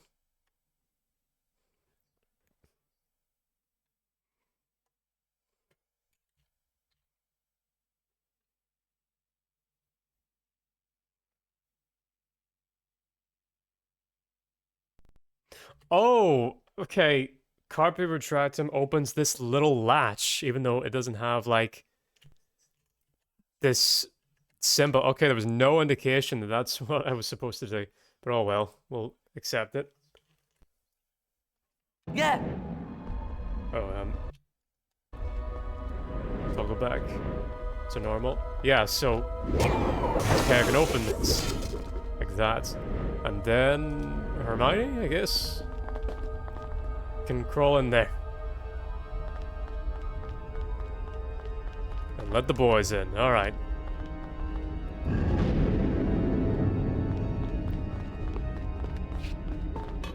Now, up next, we got a pretty cool boss fights, I think.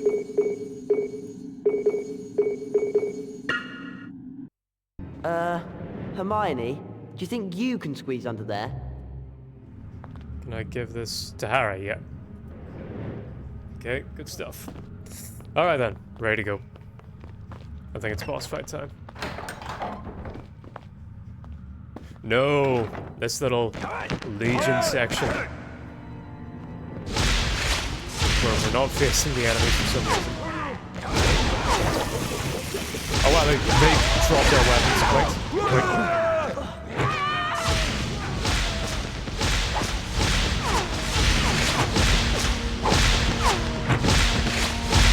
Oh, that's cool, they were actually armored.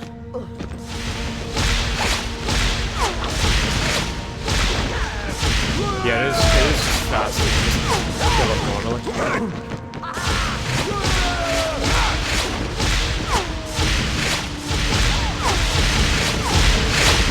Yeah, every now and then the gang can kick ass. Ron and Hermione took out a few of them. Well done. Oh, sugar, the game's probably super loud. I didn't turn down the display. Sorry about that.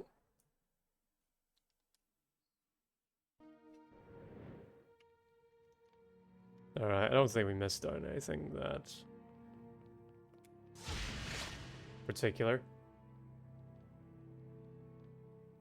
We're now coming to the cool boss.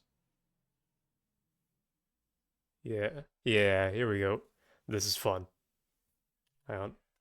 I actually want to save this, because I might come back to it later.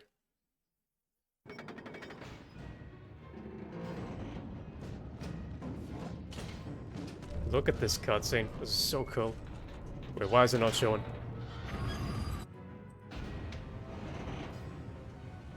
Ah, that was... It didn't show it. Alright, actually, good thing I did that save state. I'm going to show you that. Because that was cool. There. Now you get to see it.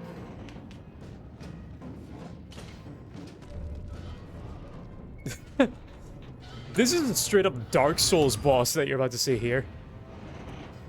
Look at this thing.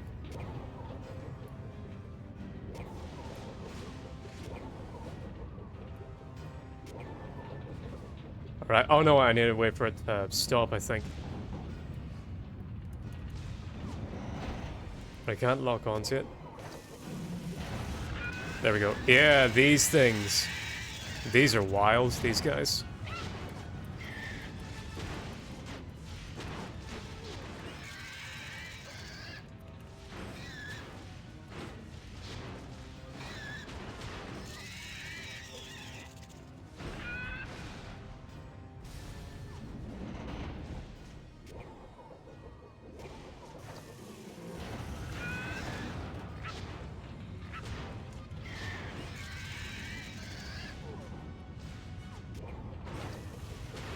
I think the idea is that, okay, no, I can't do any more upon these things.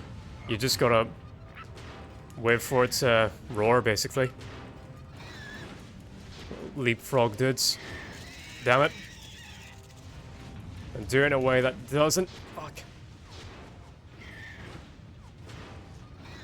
cause damage to yourself.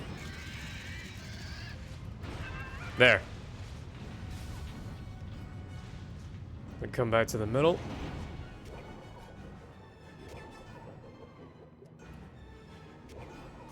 There we are.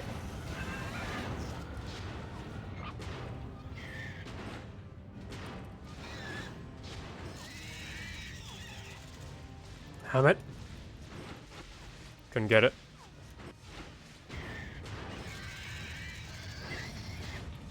Nice, good job, Ron. Can't believe I'm saying that. But Ron actually got a lick in. He caught the ball. The ball, he didn't drop the ball. The ball is actually in your hands, Ron. Well done. Weasley is our king. Back.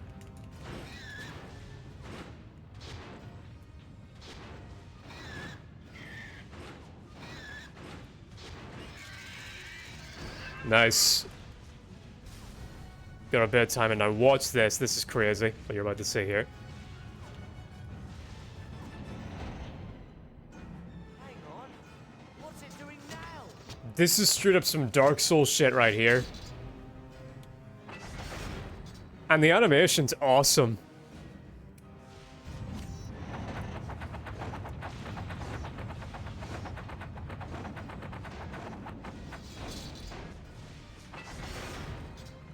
Although I'm not too huge on the fact its helmet just the hook just materializes on its helmet. You did it, Harry! But great boss.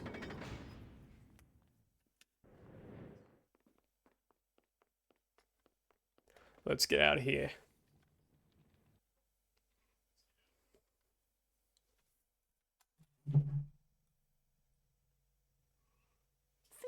House points for Gryffindor. Hey, yo. Class dismissed.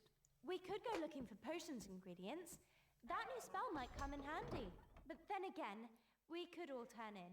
What You're do not you gonna think? shut up for us to turn in I'm worn until out, but we have to get off this we floor, do. because those prefects will start doing their rounds in a few minutes. That's weird. This guy's just chilling here.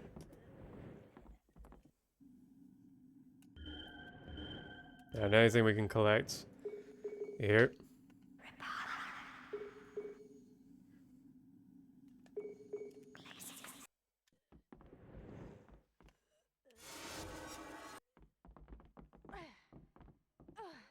Yeah, let's grab this. Oh, this is a cool camera angle. Yeah.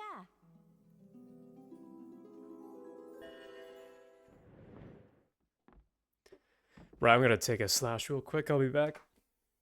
Maybe get some more tea because it's going cold on me.